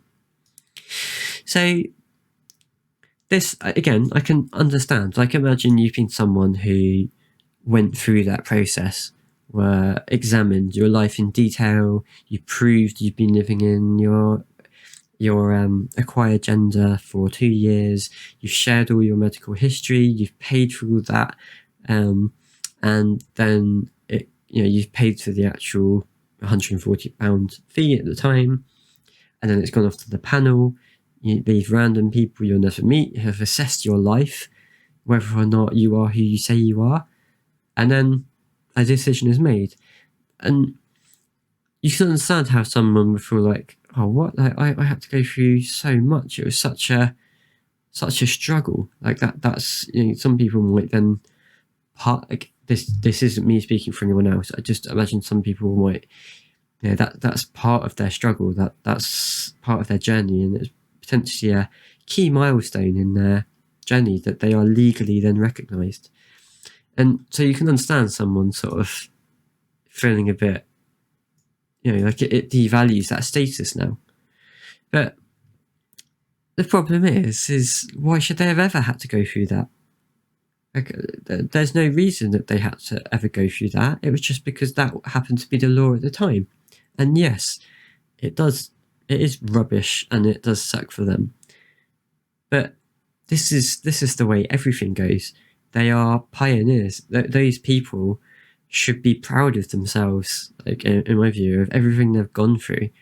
Like, despite the system, they've gone through and done all that. That's fantastic. It's like they have faced up to many barriers and overcome them. Like, that requires an immense amount of strength.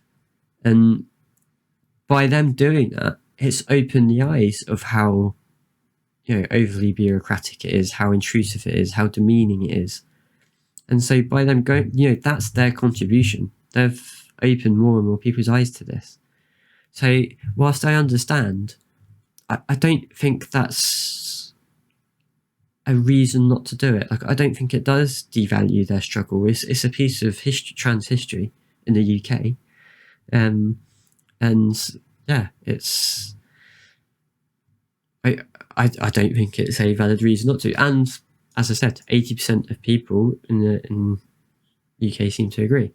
Or sorry, I should say, I haven't actually checked this. Was this UK or was this was just England? Was it? Yeah, this was just England. I've been misspeaking. Or England and Wales. So where were we?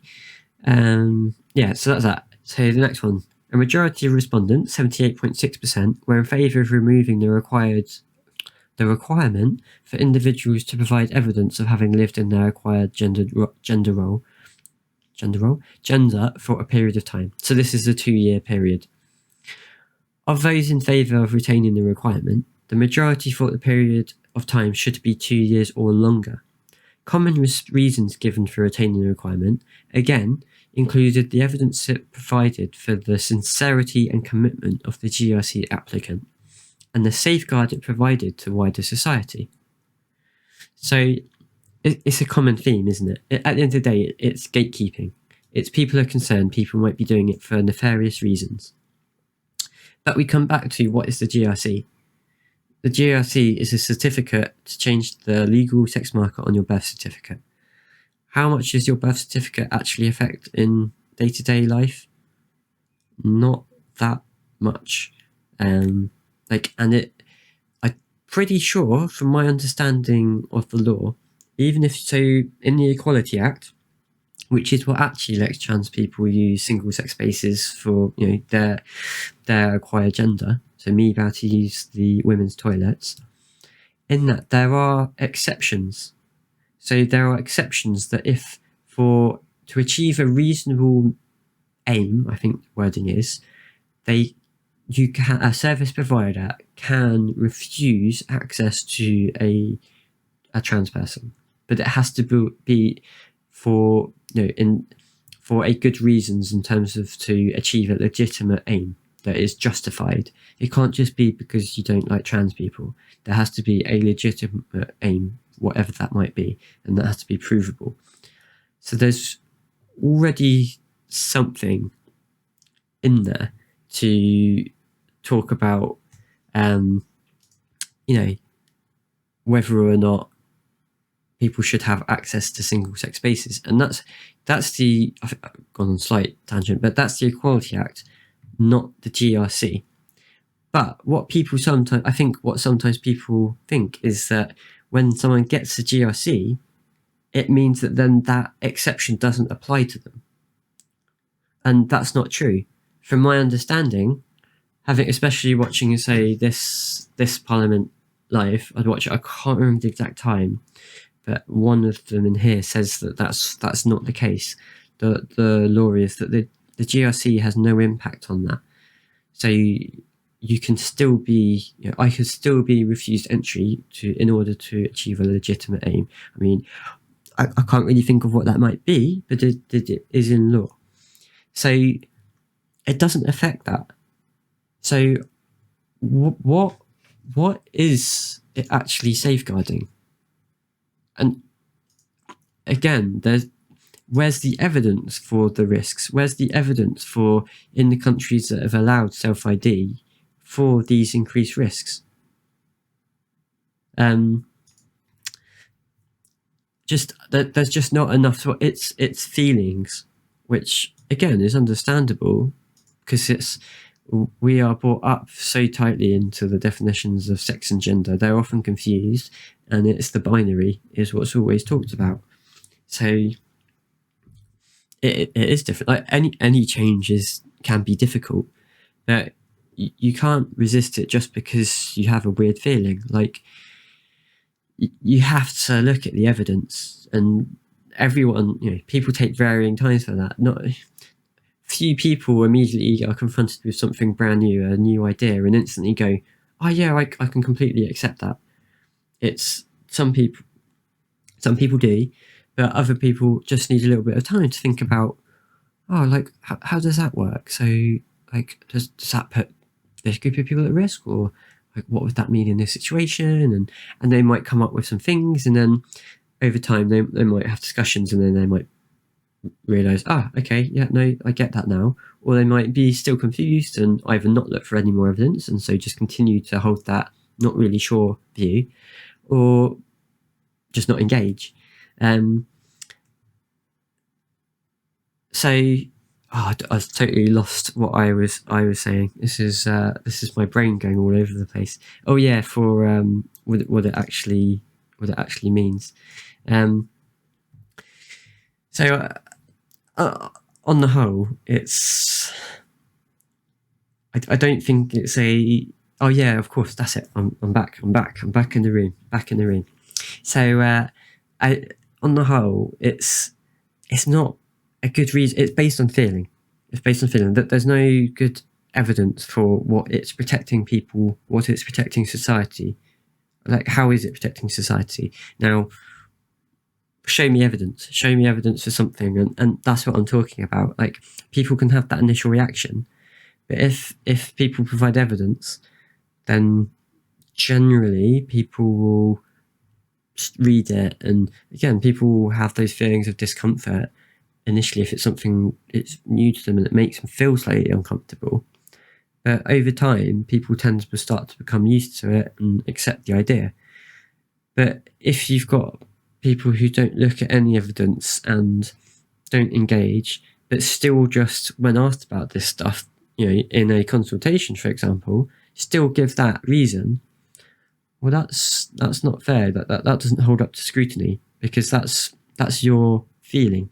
It's not based on anything. Like, where's the evidence that it's protecting people? Like, logically in your head, it sounds, oh yeah, no, 2 years, it's just a good time to make sure that people are sure, like, that maybe they've made a mistake, and that, just try out living, like in my case, living as a woman for 2 years. Try it out, see what it's like. And it's, in some ways, it's not necessarily insulting, but it's a bit of a slap in the face. Like in my example, right? I've been struggling with this for ages, years and years and years, 2 decades. So then, sort of a reason why to be, oh well, you need to make sure that you're actually sure. It's like, my brain goes, are you kidding me? Like, I've been struggling with this for like a couple decades. I see a counsellor. I talk about it with my counsellor. Like, that is a key thing for why I went there, to see my counsellor. And this isn't just an arbitrary decision that people just make. Like, it's not just, oh, yeah, I think I might be trans. Yeah, I'm going to apply for a GRC. Like, that doesn't happen. Or at least, sorry, let me correct. See, everyone does it, but let me correct myself. I have not seen any evidence for that to be happening on a widespread scale that would be concerning. Again, if anyone knows differently, share evidence. Like, evidence is good. That's the best way to look at these things. And I would also argue, okay, even if you're in favour of a time period, let's just forget, like, why a time period, but the length. Why 2 years? What's 2 years got to do with anything? Why? It seems just a very random number to have picked, and yeah, or longer. And I think I'd also point out here, actually, that I haven't talked lots about children or teenagers, but you can't actually apply for a GRC until you're 18. So when you could have been living as, say in your acquired gender for 2 years already, but often as a teenager, you might not actually have all the documents to prove that you have. You wouldn't necessarily have all the the medical reports, in terms of, you might not have to, I mean, that's a separate thing. You might not have been diagnosed with gender dysphoria, but you still went through your transitioning. You might not actually have transition. I mean, this is going into the other discussions now about reports, which we've already gone over, but they might not be able to meet the requirements just simply because they are too young, but yet they've been living in that gender for 2 years already. So why do they have to now live in another 2 years in order to acquire all the information that they do need? Like, it just seems unfair. Like, if you were to attribute a time, like, wouldn't, like, a matter of months be more realistic? I mean, personally, that's still too long. I just say no time frame. It should just be a statutory declaration. But yeah, anyway, let's go back to this. So common reasons given for retaining the requirement, again, included the evidence it provided for the sincerity and commitment of the GRC applicant and safeguard. Arguments against the requirement included the difficulty of obtaining the necessary documentation over a 2-year period, especially for younger people who are less likely to have utility bills in their name. Exactly. Again, feelings that the current process was humiliating and dehumanizing emerged in the response to this question. So again, at the end of the day, you're being asked to prove your identity, and you have to have, it's this concept where earlier where I said, it's almost like the idea of, oh, well, they're trying it out for a couple of years. I think people can often forget, and this is the thing with transition, the word transition, in that I have always been a woman and how I would identify, right? It's taken me time to figure that out, but that's my identity. But the way often it's talked about is that you're changing your identity. But in reality, you're changing your identity from the point of view of others in society. So how others perceive you, or your documentation, everything like that. But your identity is your identity. It's not changed. So what you're doing is you're just bringing everything in line with your identity.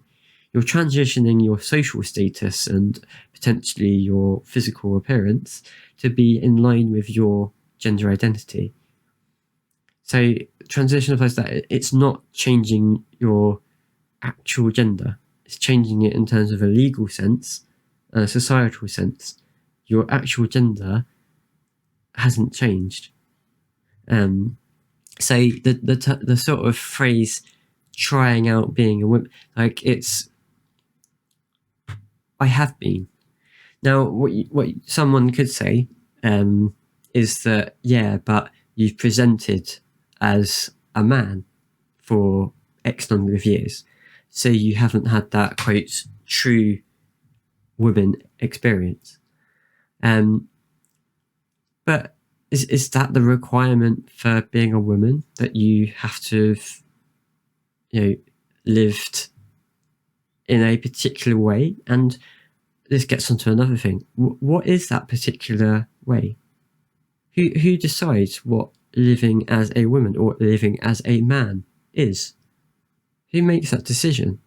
So, the problem is so, okay, so say I just wore, this is a really dumbed down example, but say I just wore trousers and shirts all the time, but I identify as a woman. I'm a woman. Now, someone looking from the outside, well, would they consider then that I'm not women enough because I'm not wearing dresses? Is that what makes someone a woman? I mean, my answer would be no, and I think most people's answer would be no.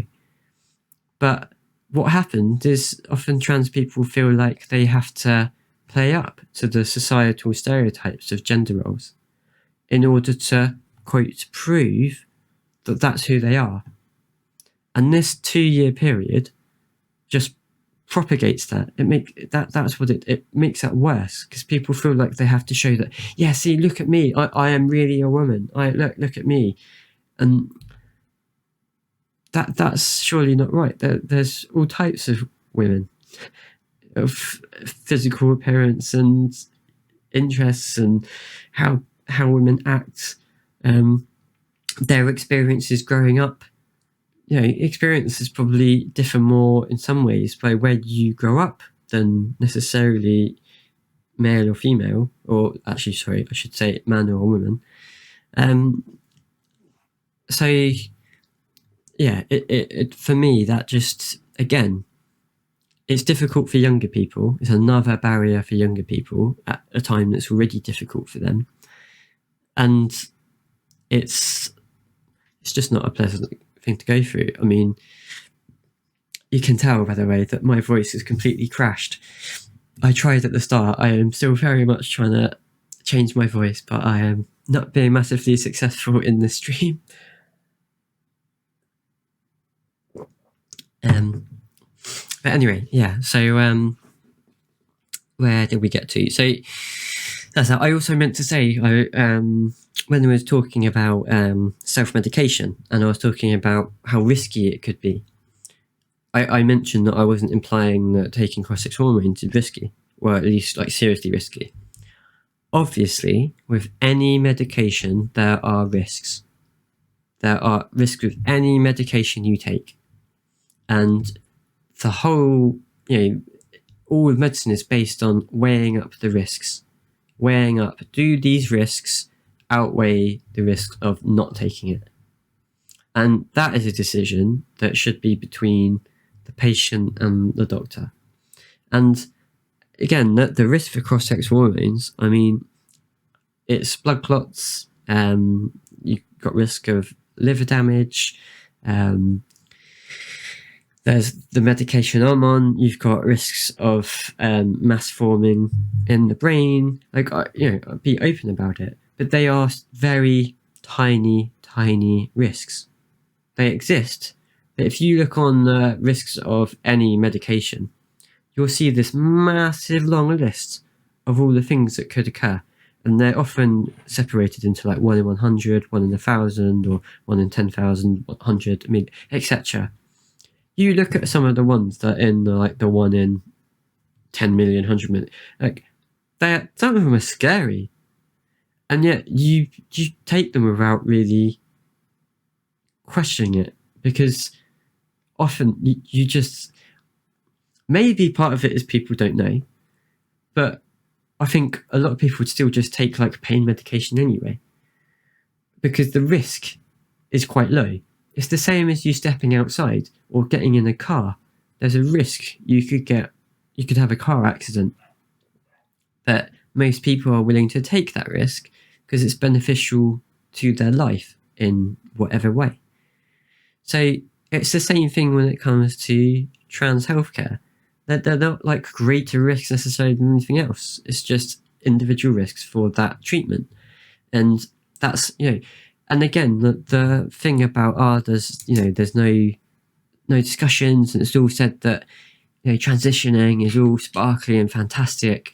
No, that does not happen. Not in my experience. Again, I can only talk from my experience, but, I had to sign, I think it was like 6 pages of, I am aware that this is a side effect.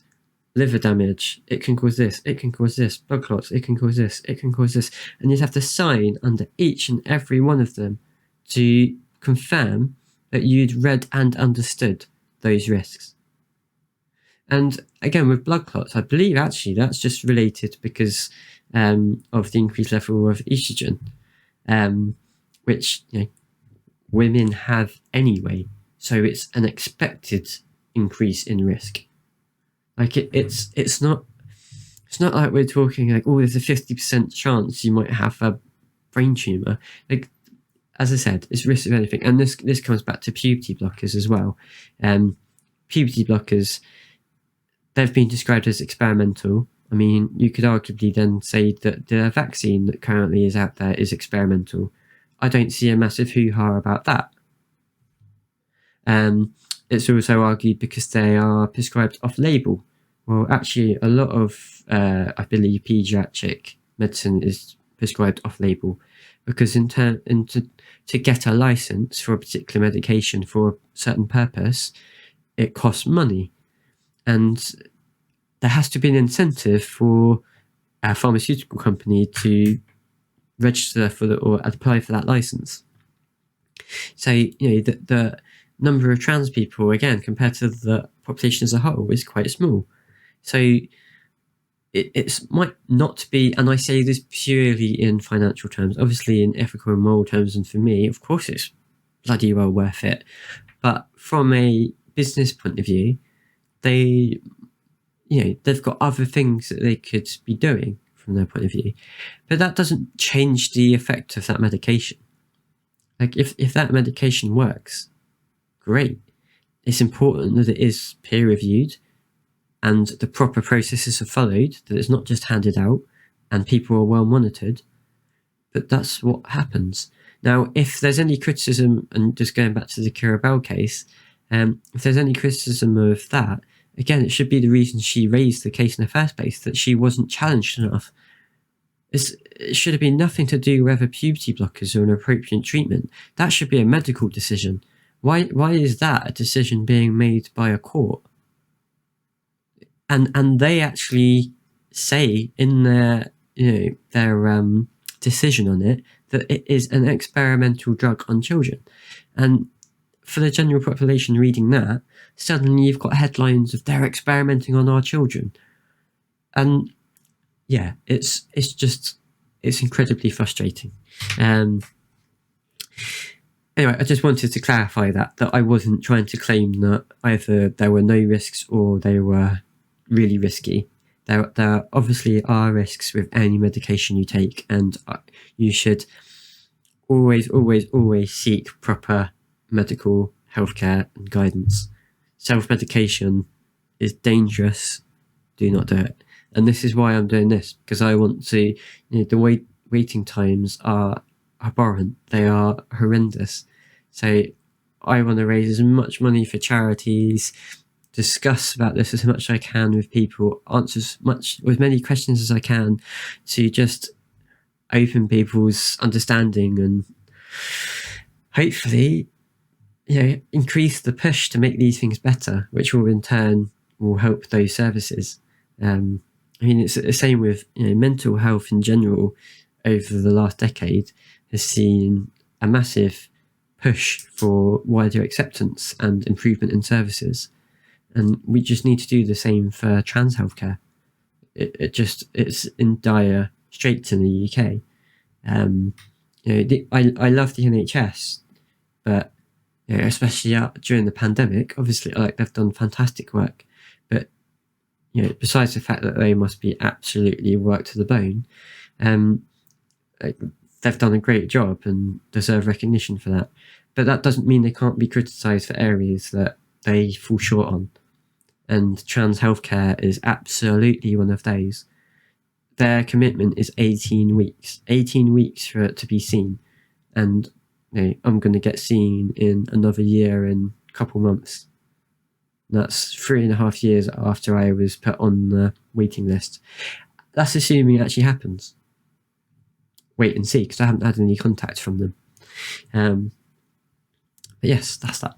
So again, a majority of people in favour of removing it.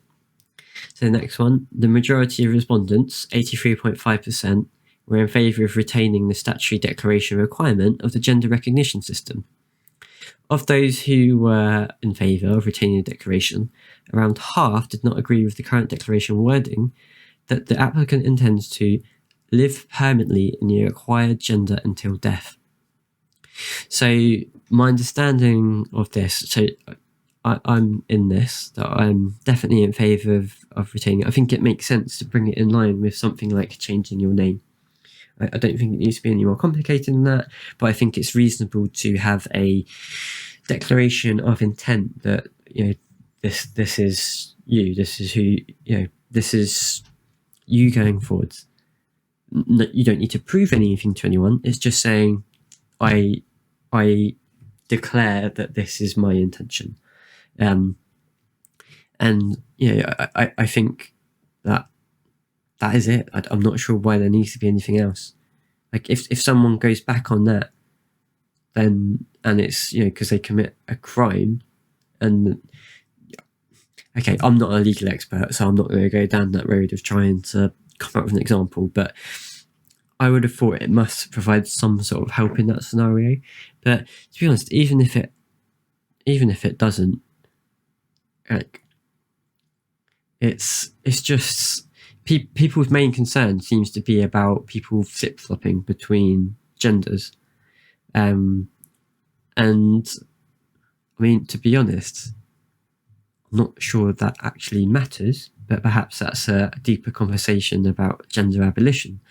But even if we say we have to have it for now, I mean, you've got gender fluid people and non-binary, and they are unfortunately often excluded from these discussions. And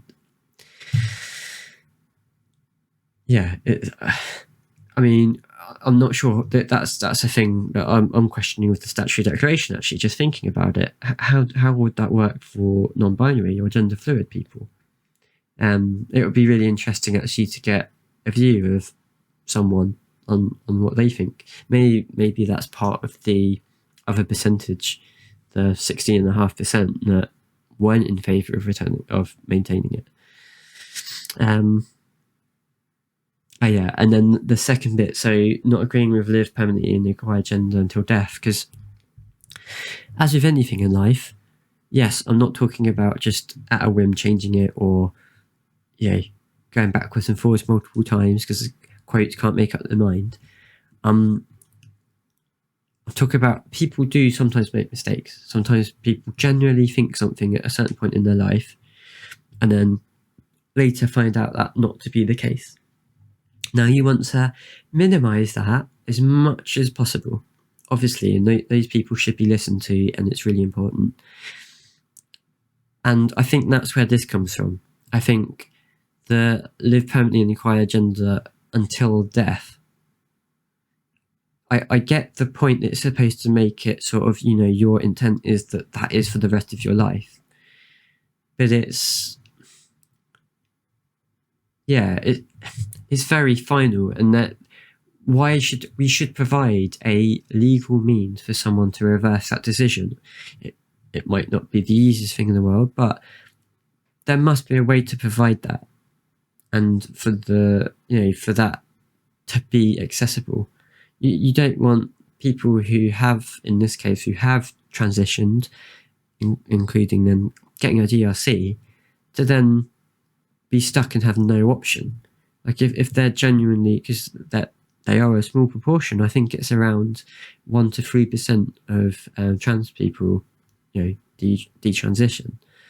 And I could be wrong on that stat, but because I've heard from other, in fact, I think I had a thing up. Where was it? Yeah, it was this. Let me copy so slightly biased source, but it was from the Charing Cross study, which is where the children. Well, actually, no, that's the adult one, the gender identity clinic. But where is it? So this is talking about desistance or detransition, I should say. Where's the rate?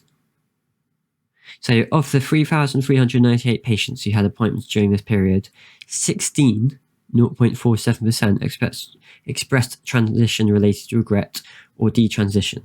Of these 16, one patient expressed regret but was not considering detransitioning. 2 had expressed regret and were considering detransitioning.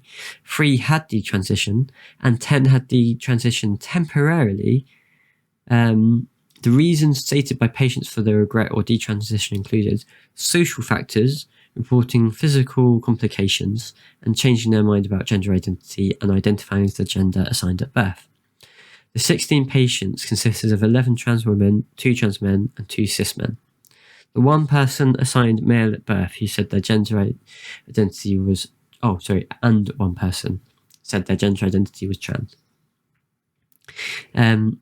So that is an incredibly low detransition rate. And like it says here, some of the reasons are, it'll be interesting to see the split, but some of the reasons are social. So there you go, social factors, because you can have rejection by your family or friends or work. It makes things difficult. You don't have the money to continue with your transition if you are medically transitioning. There's lots of reasons without it being because you're not actually trans. It's a shame this doesn't break it down more. Does it say anything else? Yeah, that would be an interesting thing to follow up on. But that, again, I stress that, excuse me, those people are still incredibly important and shouldn't be sort of dismissed.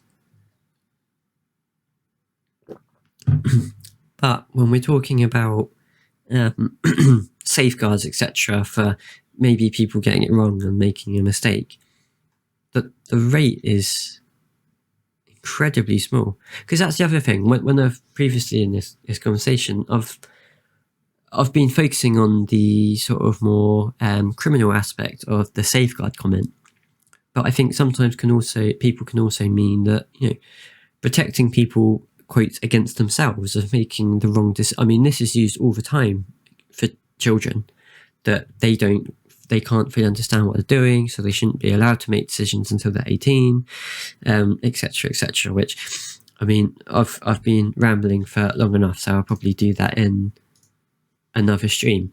But it's just not a legitimate concern. The reason I said 1 to 3%, because I think I've seen 1 to 3% quoted elsewhere. So I'll go with that for sort of just being more open. But here's one study that says less. So where were we? No, that's not it. Oh yeah, we were on this, weren't we? Yeah, so there's that concern of, well, how does someone detransition? Like that's very final. Let's see what it says here. The main reason expressed for keeping the statutory declaration was the option that it provided a quick, accessible and affordable process for legal gender recognition, as well as enough gravity to deter abuse of the system.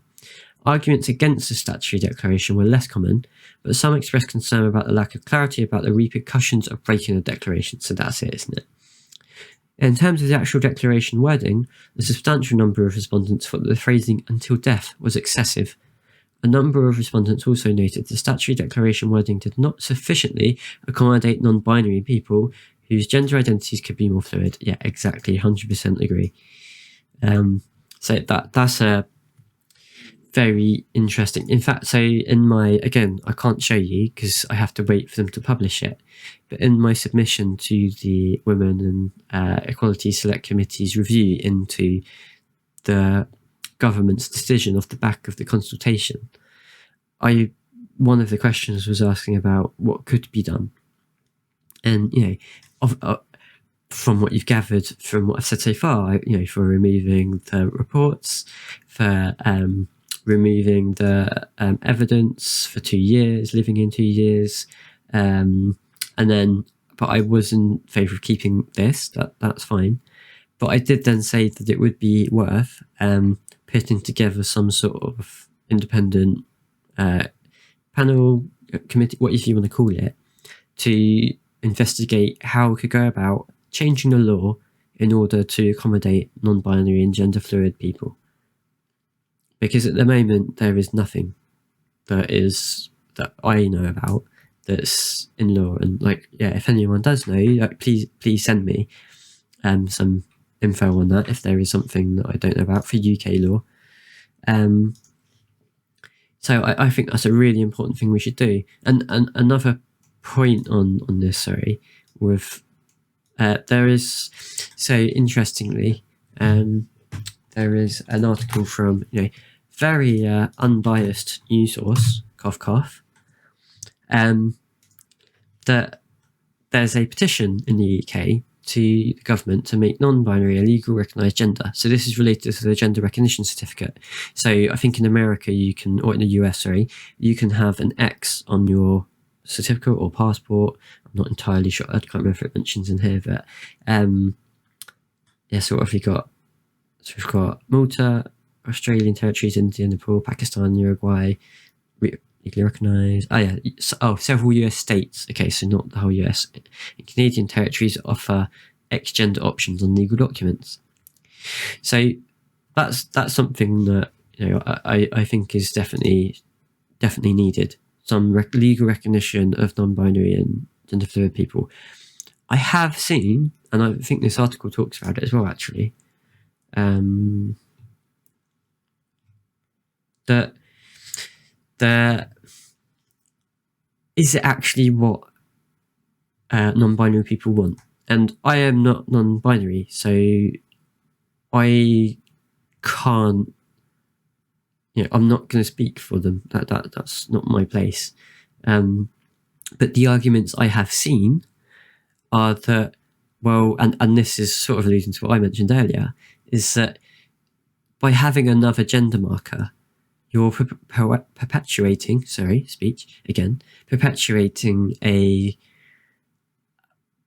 the current system of boxes of you've got man, women, and a third gender. And is that actually what we're after? Are we after more segregation, more different boxes? Are we not actually after a freer society where gender is just recognized as much more free and down to the individual, and it's not so rigid, and that actually gender isn't so important? Why does anyone need to actually know your gender? I mean, or even your sex. Why does anyone, other than for medical reasons make sense, obviously, but that's between you and your doctor. No, again, no one is saying that sex isn't real. This is often where you can get criticized for trying to claim that sex isn't real. No one is claiming that. There are ways that diseases and viruses might act slightly differently for men and male and female bodied people. So it's important in a medical context, medical setting, to know your patient. But that should be between the patient and their doctor. Why do all the forms for signing up to anywhere need to know about your gender? What's it to them? Now, often it's because of marketing reasons, because this person is a woman, so therefore they will probably like clothing, dresses, skirts, that sort of stuff, jewellery. And it's just hammering in those stereotypes of gender roles of what a woman is and what a man is. And actually, wouldn't society be better if we just didn't have those labels? Like another thing is to think about is when talking about sex and gender, I've often had the question asked me of, oh, well, okay, what is a woman then? Because people are asking, if I can define myself as a woman, how can I do that? What is a woman? And I'll admit, I didn't know the answer. I honestly didn't know. And people, if they're on the opposing side, will take that as a win.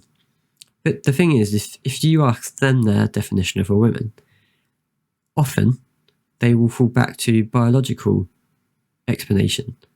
Either they have a vagina, or they can give birth, or they have the right set of chromosomes. But is that really what defines a woman? What about a woman who can't give birth? Are they not a woman? Like, that doesn't seem right. That doesn't make sense. And, chromosomes are actually, they can be more than just the two types, so XY, XX. There can actually be more. You might not actually have the chromosomes you think. I don't know what the percentage are. I suspect it's probably quite small, but you don't know what you think. And this brings to the point of, well, how often do people actually use chromosomes to determine your gender? I mean, have you ever been asked for your chromosomes? Like, excuse me, can you just confirm your chromosomes for me? Oh yeah, no problem. Let me get out my chromosome certificate. Like, and that's a very specific part of your makeup as well. Like, what about your hormone levels? So testosterone is often referred to as the male hormone, and estrogen is often referred to as the female hormone. But actually, everyone has them both. Everyone has a mix. It's just they're different levels. But even within, quotes, the male category, males have a different level of testosterone to each other, and a different level of estrogen to each other. And there's also progesterone. So there's, and prolactin as well, that's another one. That it's not as simple as like your sexual organs. And, as far as I understand of feminism, is that, women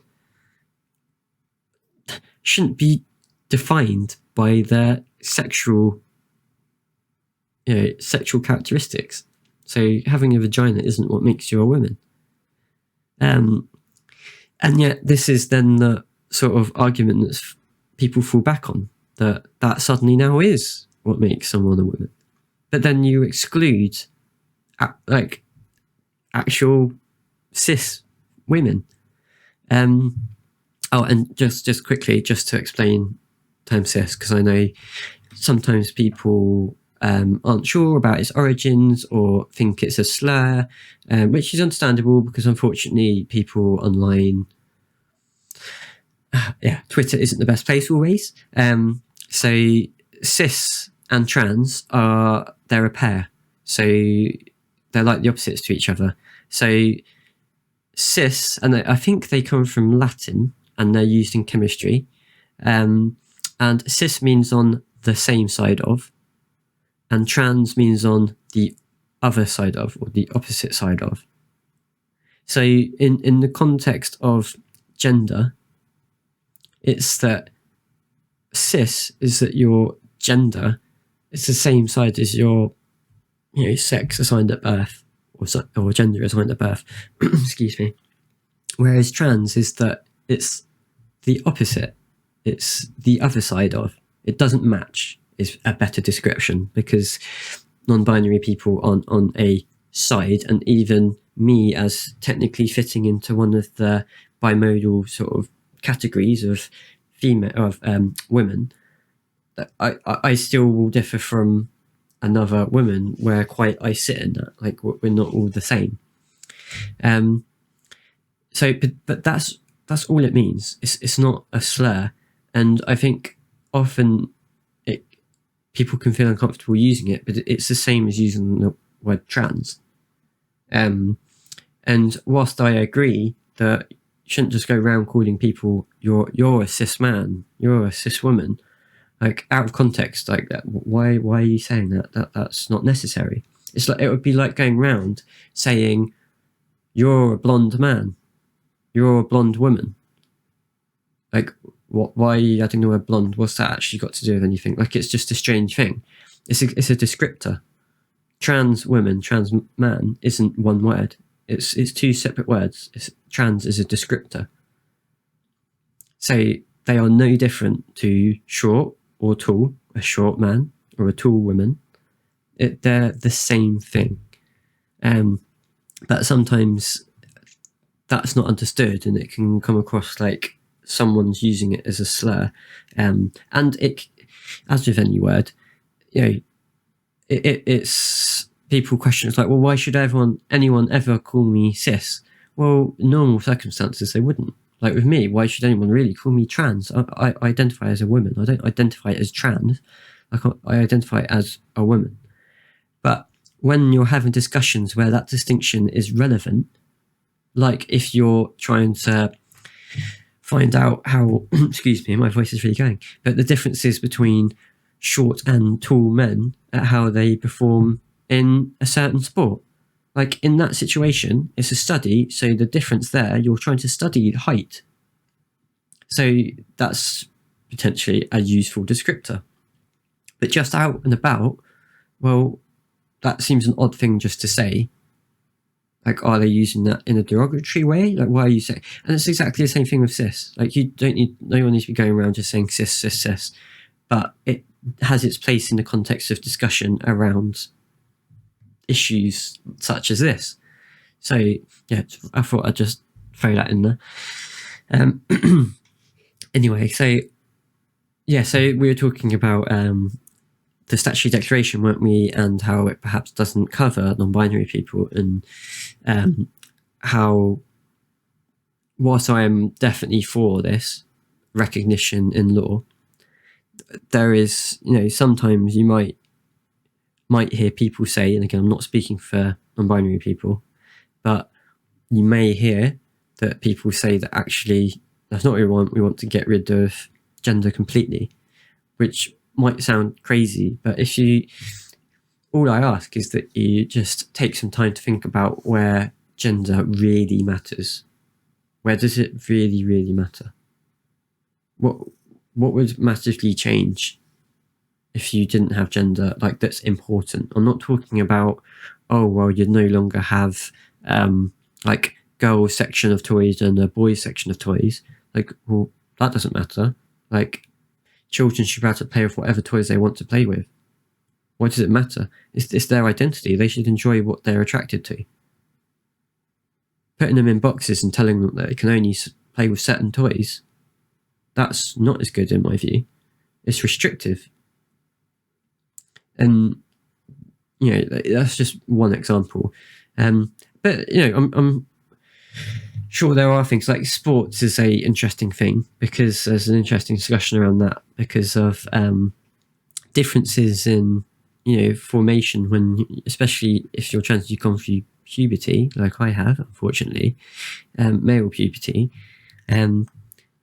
you potentially have an advantage, and that's being widely discussed in the media at the moment, especially in the US, with bills going through to ban trans children from, you know, the sports teams that they, in my view, should be playing with. So, you know, a trans girl should be playing in the girls' team. But the reason is sort of a natural fear, though, because, like, from sort of an understanding from, you know, science you learn at school, it's that boys are stronger, girls are weaker, and so therefore they have an unfair advantage. But the thing is often with children younger, below puberty, well, they haven't had that impact them yet. They haven't had that rush of hormones to change their relative strength. So that's okay. And if you allow puberty blockers, then you actually push that off for longer for someone to work out what their identity is.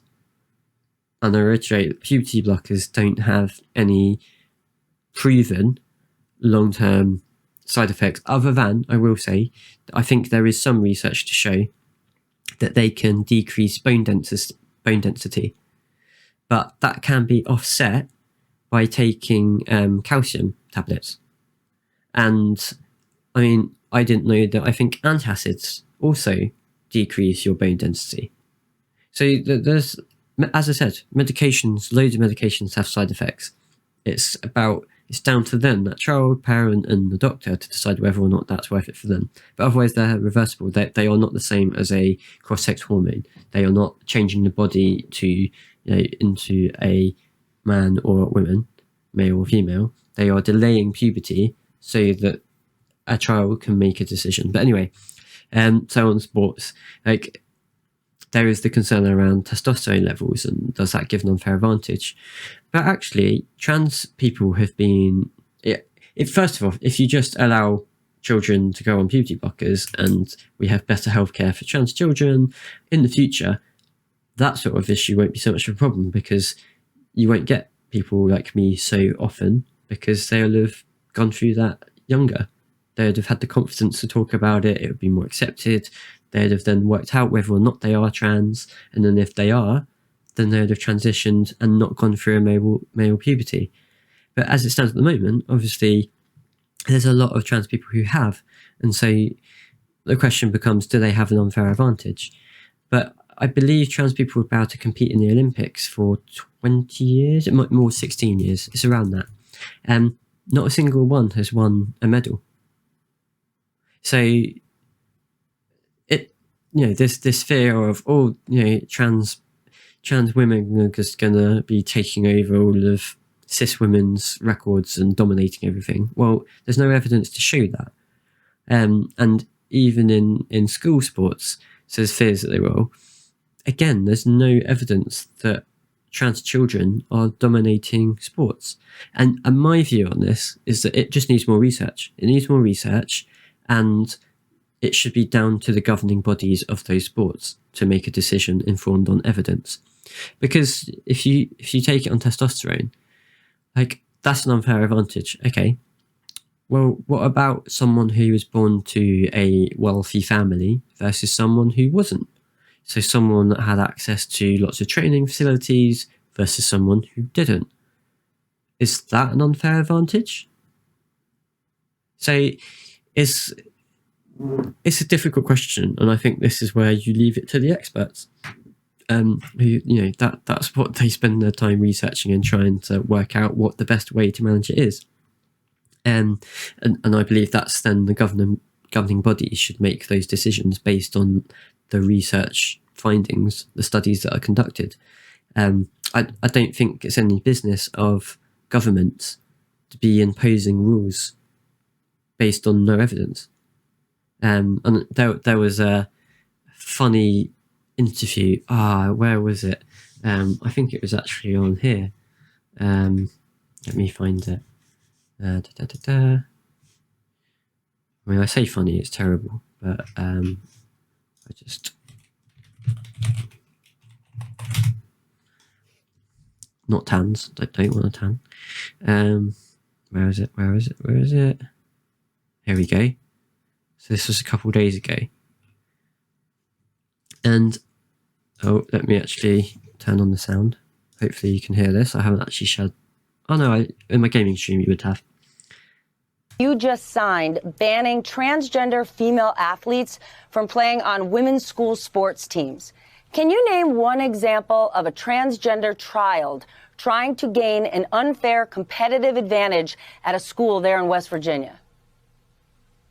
Well, Stephanie, I don't have that experience exactly to myself right now, but I will tell you this. Not yourself, your state, sir. Can you give me one example of a transgender child trying to get an unfair advantage? Just one in your state. So this is the person that signed it to say they approve. No, I can't really tell you one, but I can tell you this, Stephanie. I'm a coach, and I coach a girls' basketball team, and I can tell you that we all know what an absolute advantage boys would have playing against girls. But sir, you have no examples of this happening. So that statement is very much based on feeling. So yes, that often people do have that natural, like I had it when I first sort of thought about trans people in sport. Like, yeah, but surely if someone's gone through male puberty, they're going to have an advantage.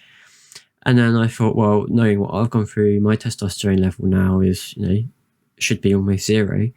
And I think, I can't remember what governing body it is, but one of them is like, it just has to be in normal female ranges for the last year, I think. And I think you do, like, I can attest to you do lose a lot of muscle mass. Like I am not as strong as I used to be, because I'm not the most athletic person in the world. And I used to have some strength and I took it for granted. But now, like that advantage I had has gone. And okay, I can't say fully, but it's definitely dropped. And this is where we need research. We need research into this. How much advantage does someone retain? How different is it to a woman, a cis woman, who actually has a higher level of testosterone than other women? How is that? What do you do in that situation? And it's really, really interesting, and it is complex, but it should be left down to the governing bodies and research, not government. And I can't remember which, West Virginia. So this is in the US. So not down to people who don't have any evidence other than the fact they're using this for a political campaign. And in quotes, to protect young girls and women. Why would you take your time to do this? Let's talk about other things that I can give you examples of in your state. According to U.S. News and World Report, West Virginia ranks 45th in education, 47th in healthcare, 48th on the economy, and 50th in infrastructure. If you cannot name one single example for me of a child doing this, why would you make this a priority? I just named 4 things that would seem... Very interesting point, isn't it? Why is it? Why are there 120 plus bills going through to ban trans children from sports? And there's other ones for, I can't remember what number of that it is, for healthcare. But why are there so many when there's so many other things? Like, don't get me wrong.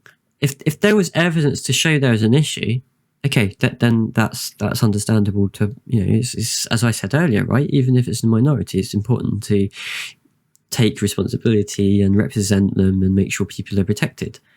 But when there's no evidence and it's just based on feelings, that's not what they're there for. There are other things to be focusing on. To me, like a much bigger priority. Well, Stephanie, I didn't make it a priority. It wasn't my bill. You signed it. I mean, it's just come to me, and I have absolutely signed it because I believe, from the standpoint of a coach, I believe that girls work so hard to obtain Title IX, and I do not have any idea now why we are trying to disadvantage them in participating in the sport that they put so much into. I don't know why we're doing that. So again, where's the evidence that they're being disadvantaged? He hasn't provided any. This is not like it's a big priority to me. In fact, well, I think we only have 12. No, Stephanie, listen. I think we only have 12 kids, maybe in our state, that are transgender type kids. I mean, for crying out loud, Stephanie, I signed hundreds of bills. This is not a priority to me. But with all that, I would say I think that it would impose an unfair disadvantage on the girls, and so from that standpoint, I support it. All right, then, sir. Thank you. And please come back when beyond anecdotal feelings as a coach, you can show me evidence where those young women are being disadvantaged in your state, because I can show you evidence about how ranking that low in education is disadvantaging young women and men in West Virginia. Thanks for your time. The law... Whoops. Banned. Absolutely. I mean, she just sums it up there, right? It's just purely anecdotal. He literally says, from his viewpoint, he feels like there's zero evidence, yet they're signing this stuff into law. It's insane. Just, yeah, it's scary. Anyway, that was a bit of a diversion. I just noticed this. So I was talking about the LGB Alliance earlier, right? And saying how, they purport not to be trans. Obviously, this is a biased website, but let's just see what it says. The anti-trans charity LGB Alliance has taken out a full-page advert in Scottish newspaper The Herald ahead of tomorrow's election. There's elections going around all over the place tomorrow, urging people not to vote for candidates who believe trans women are women. What is a lesbian is the headline of the advert, which also carried the group's logo and a cartoon of a ballot paper going into a box labelled vote. It may seem obvious, the advert continues. Surely everyone knows the answer. It goes on to make several dubious claims, including that trans women who are yet to undergo gender reassignment are not women, despite the Equality Act, what we were talking about earlier, protecting trans people who intend to undergo gender reassignment, that women are being removed from dating apps because they state that they are only attracted to biological women, and that lesbians are being accused of transphobic for not wanting to date trans women. So, do they actually, can we zoom in on this? Do they actually show, here we go. Let's actually read this. So, we've gone through that. Okay, so it was just the first bit they said there. So, it may seem obvious, surely everyone knows the answer. Yet many candidates in this election claim that the answer is anyone who says they are. So, that actually, funnily enough, is, how I think I got sidetracked as shock horror, me getting sidetracked. That is exactly what I would say now. So how I couldn't say earlier, when I said earlier that I don't know. Oh, thank you for following Twitchmaster94. Thank you very much. Welcome. And feel free to ask any questions. I am very open to any questions.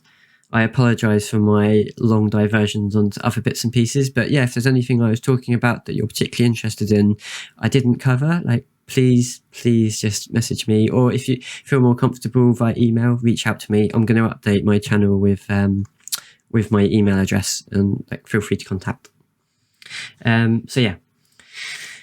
So what have they said? So, I was talking about anyone who says they are. So remember earlier, I think it's because I went down the, explaining what other people's answer to that often is.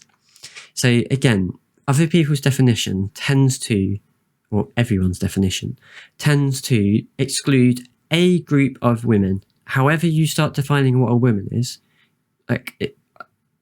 I've not come across a way where you don't end up excluding a group of women, because no one woman has had the same experience as another woman. Some grow up wealthy, as I said earlier about sports, some don't. Some have a fantastic education, some don't. People live in different countries, which I'd argue, is probably, well, it depends on what countries, to be fair. I imagine in Europe probably have a fairly similar upbringing and probably not too dissimilar. I'm not going to make too many claims about that because I'm not that knowledgeable, but my point is that you end up excluding people. And so if that's the case, that doesn't work as your definition, because they're cis women. So they're people that you agree are women. So what is your definition? Which is the question they asked you. And this where it comes back to, well, actually, it's your identity. It's anyone who identifies as one. That literally is what a woman is. A woman isn't defined by their clothes. They aren't defined by what their interests are. That there is no definition. It's such a bit of a vague, there is no clear term, and this is part of the problem. There is no clear term, and this is why, at first, because I watch Vosh, at first he mentioned gender abolition, and when he first said that, I was like, whoa, what? How could you do that? Wouldn't that be, isn't that then a problem for trans people? Because, they're saying that their gender identity is different. But I think what he's saying is that, one, to be fair, in terms of how your gender identity is formed, there needs to be way more research on that, whether there is a biological component. And I don't know. I'd have to defer to an expert on that. It's a very interesting question, but I think Vosh was quite interesting because he sort of pointed out, just imagine a world where there was no gender, there were no boxes for people to go in. People literally just be who they are, and there isn't that label. There doesn't need to be that label. So trans people would still be themselves, but they wouldn't be trans anymore because they don't need that label, because gender isn't a thing. People are just themselves.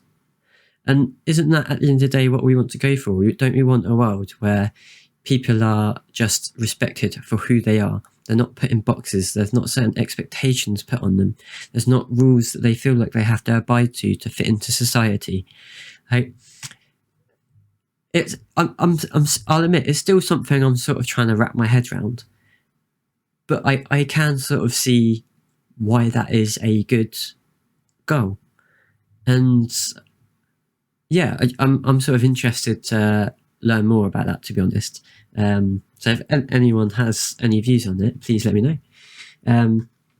Anyway, but obviously, when you read it in a newspaper or you say it to someone, as with me, the first time you're like, what? That's crazy. Anyone can be a woman? No, not anyone can be a woman. You can't just say you are. But it does sound a bit odd when you just hear it like that. And unfortunately, that's where it's weaponized. And that's what they're doing here, to make people sound, quote, not normal. There's something wrong with them, which unfortunately has been the historical narrative for trans people. And that's why it was such a victory to have gender dysphoria. And again, not all trans people need to have gender dysphoria to be trans, but the people who do, it felt such a victory because it no longer could be, oh, you've got an illness. Because it's not. It's your identity. Anyway, sidetracked again. It doesn't matter if a person was born male. It doesn't matter if a person was born male, takes no hormones and has no surgery. Someone who identifies as a woman and as a lesbian must be accepted as one. We as lesbians are told, Okay. We as lesbians are also told we must use the person's preferred pronouns and be fine admitting the person into women's single-sex spaces. So already you can see this is, again, only thinking about trans women. The focus is so often on trans women. Lesbians, gays, and bisexuals have fought long and hard for equality as people who are same-sex attracted. But if, as many politicians now argue, gender, the way you feel, is more... Yeah, the way you feel... the way you feel, like, to me, it sort of is, but it can, written in this context, it can just make it sound very sort of arbitrary, like, oh, I just feel like that. Do you know what I mean? I don't know if I'm putting that across very well, but it's someone's identity. It's who they are. It's core to their being. Like, trying to fight against it. For me, I've done it. I tried it.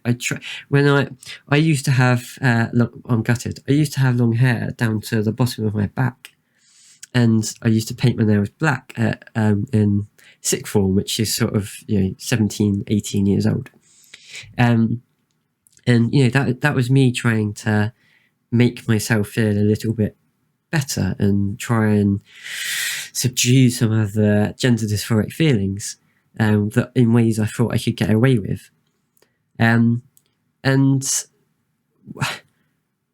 it's to suggest, like, I don't know, it's maybe I'm overreading into it, to be fair, but it just feels, saying just, the way someone feels, or how you feel, it's deeper than that. It's who you are. And I tried burying it after university. I cut my hair like really, really short, which I hate. I did that. And I decided I'm going to try and fit in. I'm going to try and make it pretending to be a man. I'm going to do it.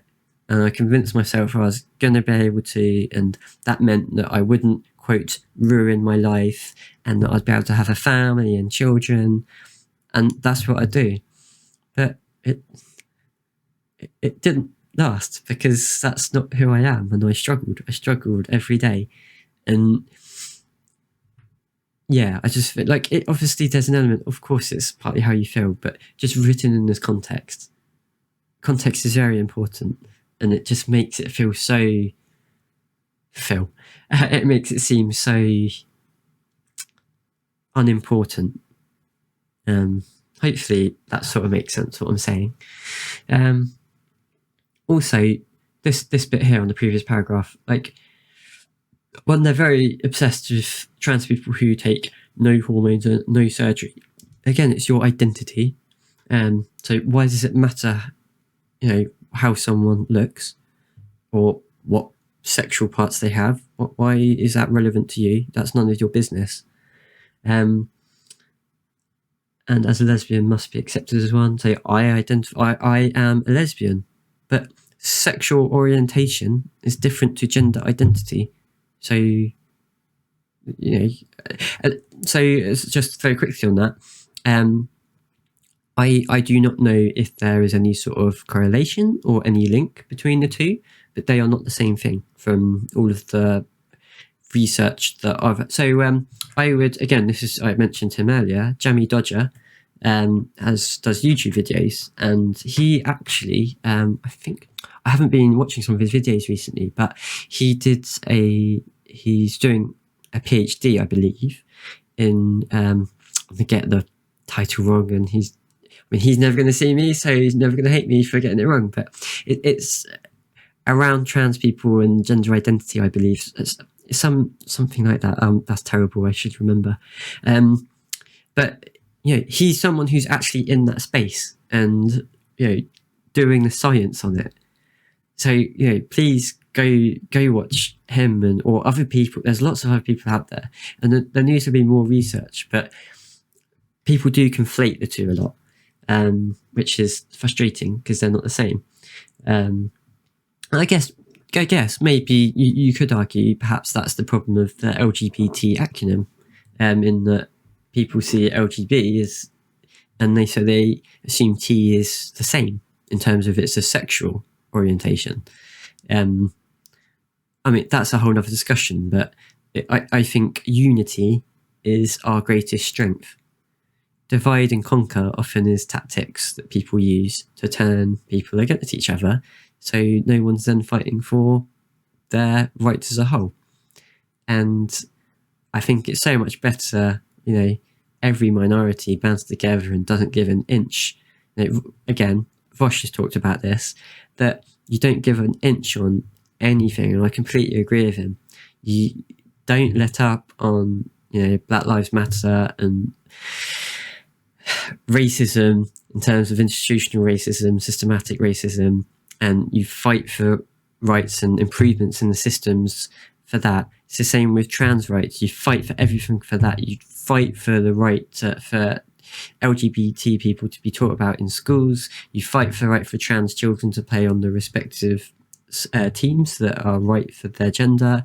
You fight for their right to healthcare, because if you don't, then those things will go, and then it will be going for the rights of gay people, equal gay marriage.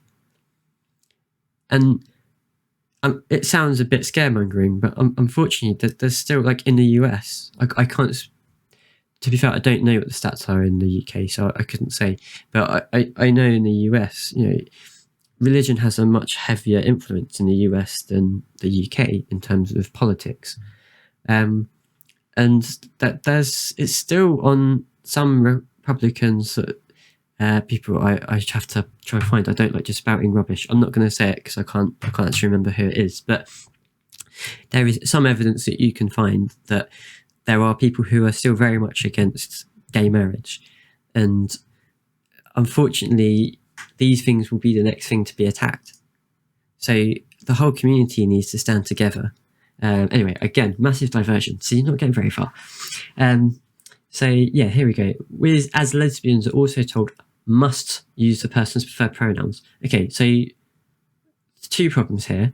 One, no one's singling out lesbians to call people by their preferred pronouns. I've not ever seen that, ever. And two, preferred pronouns, right? So that's just basic respect. That's what it comes down to at the end of the day. It is just basic respect. You may not agree with it. No one is forcing you to suddenly declare that, yes, I fully embrace you, I fully accept your identity. No, I mean, hey, it'd be awesome if people did that, but no one is forcing that. What people are asking is that you just give them basic respect, to respect their identity, and don't make them feel uncomfortable. That's all it is. It's not asking that you suddenly have to change your beliefs. That's it. And again, the whole is it the C16 bill in Canada a few years ago about Jordan Peterson talked about it, and I think I'm not necessarily a fan of Jordan Peterson, but I think perhaps he was unfairly criticised and labelled as transphobic. But what I would say is he sort of built up a bit of a shitstorm around that. So if you don't know, it was related to, he built it up as basically it's compelled speech and you could go to prison for using the incorrect pronoun, or you could get a fine for using the incorrect pronoun. Now, that's, as far as I've read, that's not the case. And whilst I understand the point he's trying to make, I don't think it's being transphobic, personally, but I think what he was trying to make was that compelled speech is a potentially dangerous thing, and you want to be careful about forcing people to say certain things. However, there are some circumstances where I think you need to protect people. I'll go on to that in a minute. But in this case, so the actual law didn't say that you had to use people's correct pronouns. What it was is attached, I believe, to like its reference information or something. There were guidelines to that law, or to a law, or to something that law referenced. And in the guidelines, it says that you should use the preferred pronouns.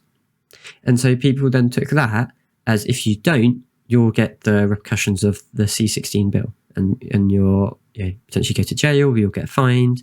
Now, in reality, no one's going to flipping send you to jail because, like, say I met you in the street and then you accidentally, say I unfortunately,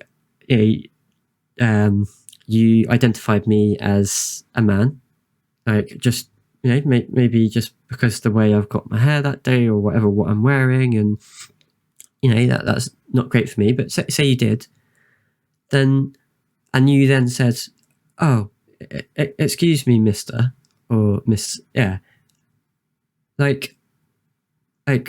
okay, that's not really a pronoun. That's rubbish example. Bad. But, or just said, oh, him over there, or said, oh, he's the one you want, or something, or just referring something. But you've just, all you've done, you haven't really interacted with me. You've just, oh, he's over there. Like, say you're, that's a good one, a waiter in a restaurant. I've come in and sat and just talked to someone else. But the waiter may have just noticed it and gone and heard the name. Could have just had the name and identified me as male. The rest of my party come in. I mean, we're talking about non-COVID times here, but the rest of my party come in and talk to this waiter, and he could just go, oh, he's over there, or she over there. And that's not being transphobic. That's someone just making a mistake.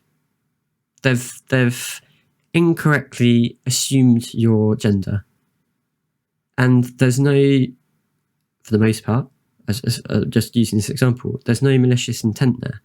So you're not going to go to prison. You're not going to get fined for that. Like that's just not a thing. And then when, say, he walked up to the table and then, he referred to you in some way that was obvious that he saw me as a male, as a man, then I would then say, and if he then referred to me as miss after that, that's fine. But if the waiter then continued, and I'm not talking about slip-ups, because it is quite clear when people slip up. You can tell by body language and how they react. But not always, but most of the time. But if he continued to do it out of spite, well, that becomes harassment or abuse like anything else. And that's what you're trying to protect people against. But it's not saying that you're going to be, fined or go to prison for just using the incorrect pronoun once or twice. Like, I came at work at the start of last year. And obviously, well, not obviously, but as I said earlier, I kept it very secret. No one else knew. I didn't tell anyone. The first person that I told was my counsellor and then my GP. So no one at work knew. And when I then had to tell HR first, and I'll go over that another time. But when I then sort of came back, most people actually were really good and sort of managed to make that transition. But some people did refer to me with the wrong pronoun now and then. And some people still do, well, a couple of people still do. But it makes me feel uncomfortable, granted. But then I never get the sense of doing it maliciously. And I would never go, oh, they should be fined for that, or, oh no, that's just harassment. It's not. And this is why I say context. It's the intent, and context is so important. And I've had this discussion because people have been really worried about it. And it's like, no, it's like, in the same way as names, like, you don't know someone, you talk to them, you find out their name, and then you use their name. Or they might have a nickname and you go, oh, is that all right? You form a social contract with them that it's okay to refer to them in a certain way. It's no different with pronouns. You have that conversation, and yet people argue, oh, but it's too complicated to remember. It's really not. Like, you can remember people's, okay, I'm not the best at remembering names, but you just politely ask. And and that's where, like, just getting back to this very briefly with Jordan Peterson, that's where I feel like he massively blew it up. Like, it wasn't a big issue, and you could turn it around and say, well, it's not compelled speech. Oh, that's interesting. Good old me setting up a website. He could have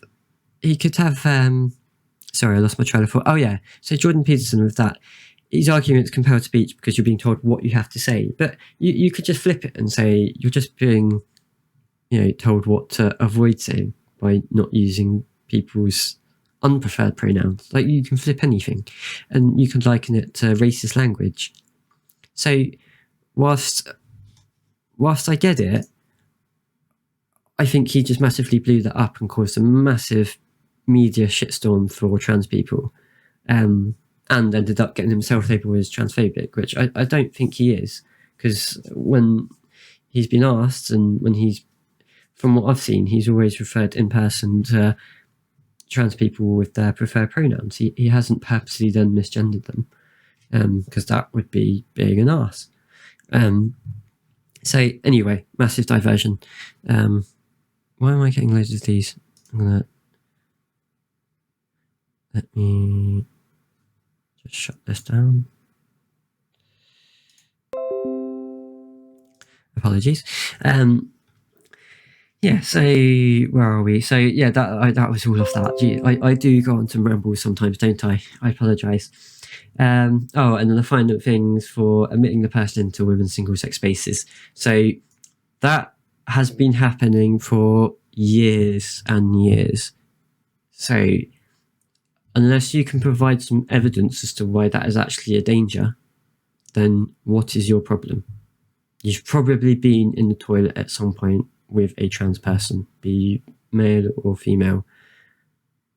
So yeah, that's that. Again, it's just trying to scaremonger. Lesbians, gays, I haven't read this. I read it out here, didn't I? So let's just start here. Lesbians, gays, and bisexuals have fought long and hard for equality as people who are same-sex attracted. But if, as many politicians now argue, gender, the way you feel, I did talk about this, is more important than our biological sex. Again, what do they mean by biological? Because that's always the term they use, biological. Often it means chromosomes or your private parts. Our rights are completely undermined.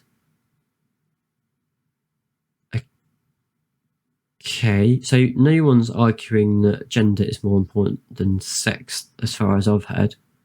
I mean, if anything, I've heard the opposite, right? With potential gender abolition. You know what I mean? No one's arguing for the abolition of sex, as far as I know. But okay. But they're separate things anyway. One is sexual orientation, one is gender identity. That they're not in competition. It's framing it in a way. Again, this is what I mean by division, right? They are supposed to be. And do you know the worst thing that really upsets me? They have just been granted charity status. I think it was last week. They're granted charity status in the UK. I just don't get it. And yet they are putting stuff out. This is what. There you go. Hey, Charity Commission, we have an election tomorrow in Scotland. The LGBT Alliance have published a political advert in Scottish press. From your own guidance, a charity cannot exist for a political purpose. In addition, this advert demeans and denigrates the rights of others. Shush. Sorry, email. So, yeah, it's infuriating that they're being granted charity status, because this is very obvious. They are trying to split the LGB and T. That's literally why they are called this. They were formed around the consultation period starting for the Gender Recognition Act, and that is their purpose. Most of their stuff is about trans people. So, yes, for example, lesbians who say we would never date people who identify as women but retain their male anatomy are increasingly accused of being transphobic. Okay, so this is a interesting discussion, actually. So I would say that if you just say outright you wouldn't date anyone who's trans, I would say perhaps you should think about why that is. Perhaps just think, like, why do you feel that way? What's the reasons for it? And the reason I say that is because you could have someone, let's just say, you could be a trans man and you're a cis woman and you are attracted to them. And, you know, enough to actually potentially want to, you know, maybe have a nice night out and go back to your house, etc. and the follow on Netflix. But are you saying then that solely because the fact they're trans, that then that rules that out? Because then really that's sort of meaningless there. Like, you're attracted to them. So why does them being trans matter?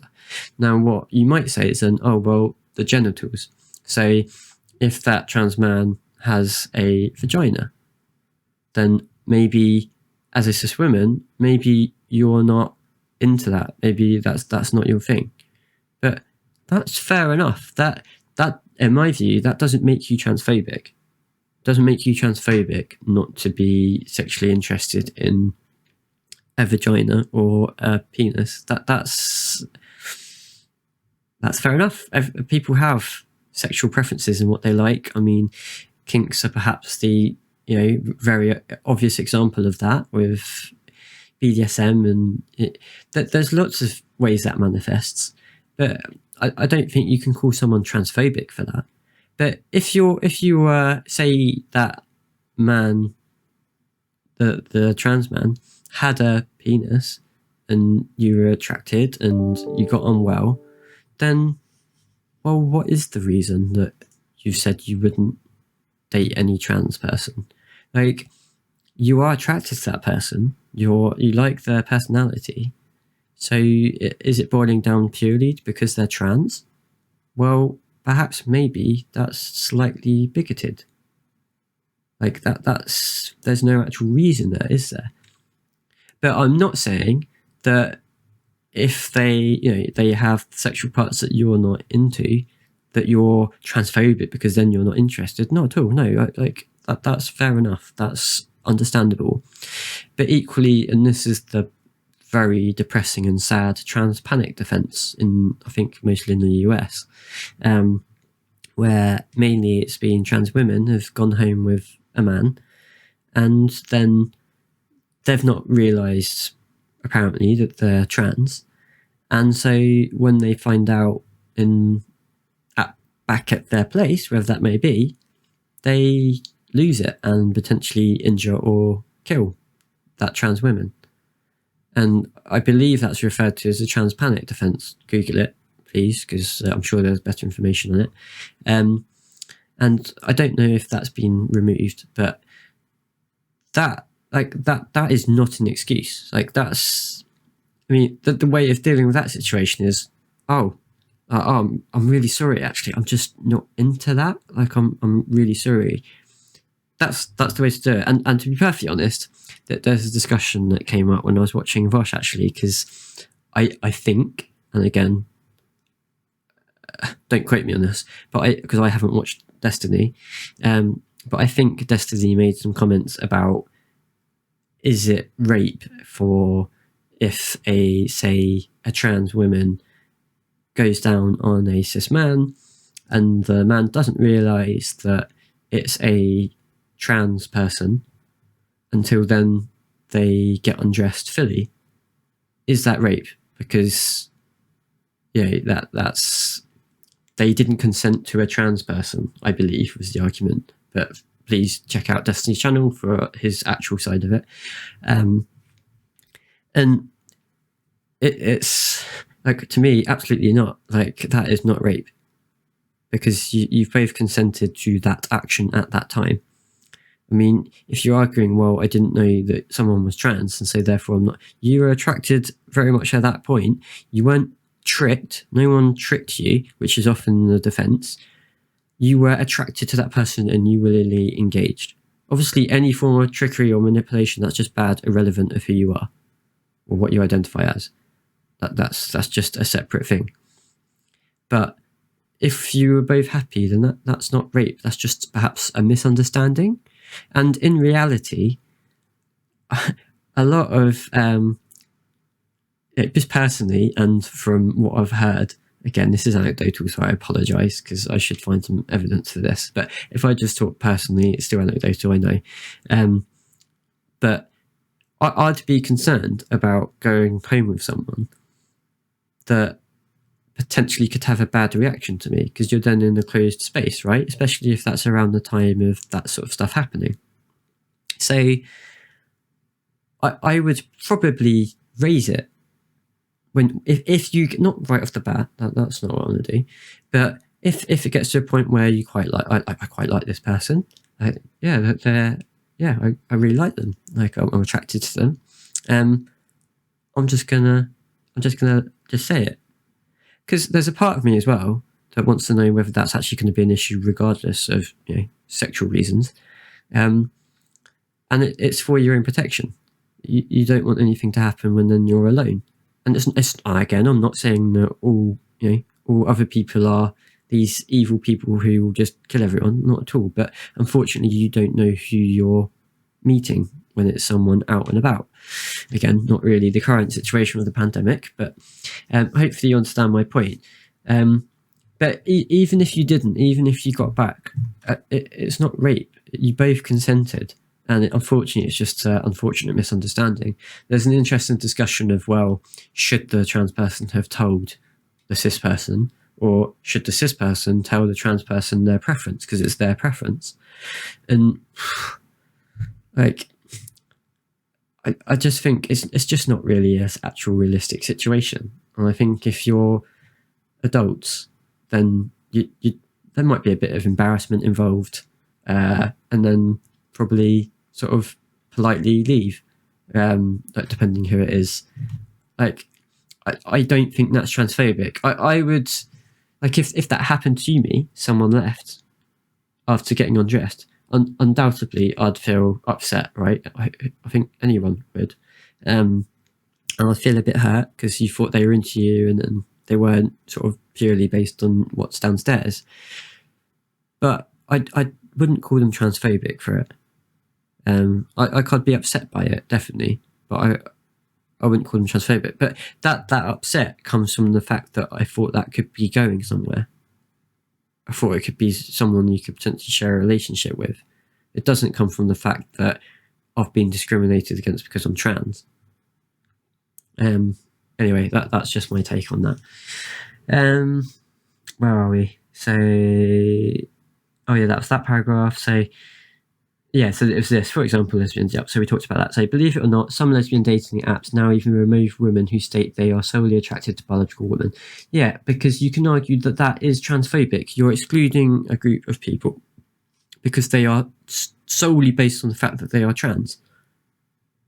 Like, for now, you're not doing it for any other reason. You could be really attracted to them. You could be compatible in sexual preferences in terms of whether you like, what downstairs equipment you like.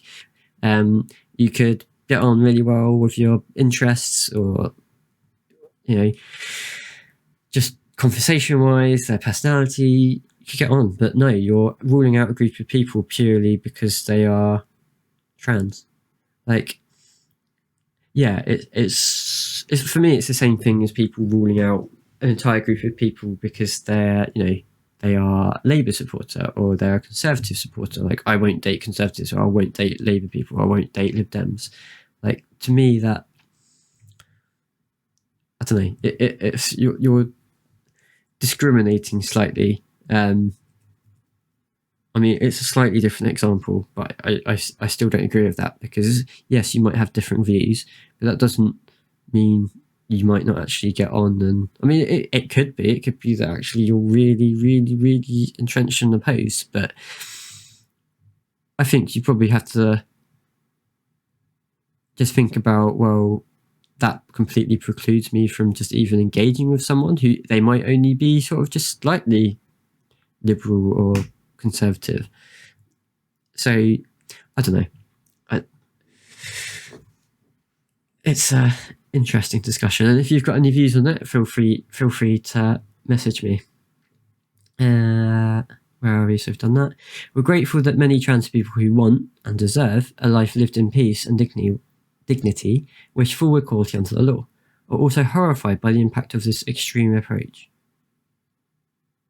Grateful that many trans people who want and deserve are horrified by the impact of this extreme approach? What, the split? Or, like, I agree with them.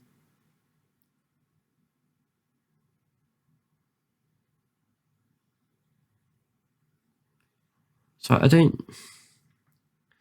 If you're saying you're not attracted to a penis, fair enough. But your blanket saying, like, you can maybe defend that bit. So never date someone who identifies as a woman and retains their male anatomy. Okay, you're not into penises. Okay. And I'd agree, yeah, that's not really transphobic. But other, like, that is. And yeah, don't agree with that. So I'm not quite sure who they're referring to here. Many trans people. What trans people? Anyway, the implications of this change for gay people are profound, but we are just the canaries in the coal mine. The creeping erasure of sex. So again, this is what I was talking about earlier with J.K. Rowling's tweet last year. No one is erasing sex. No one is erasing sex. As a fundamental idea, has equally dangerous implications for all of society and women in particular. So just notice how scaremongering it is. It's fear. We're under attack.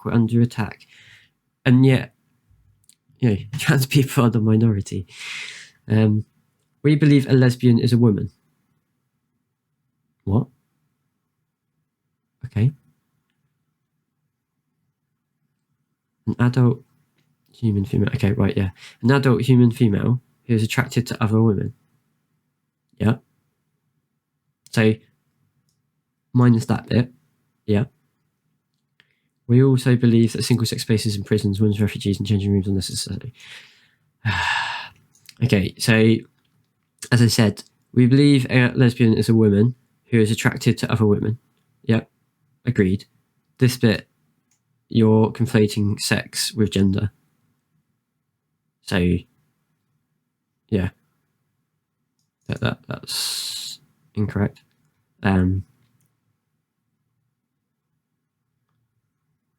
Because what you're saying there is that there is no difference then between a woman and female. There is no such thing as gender.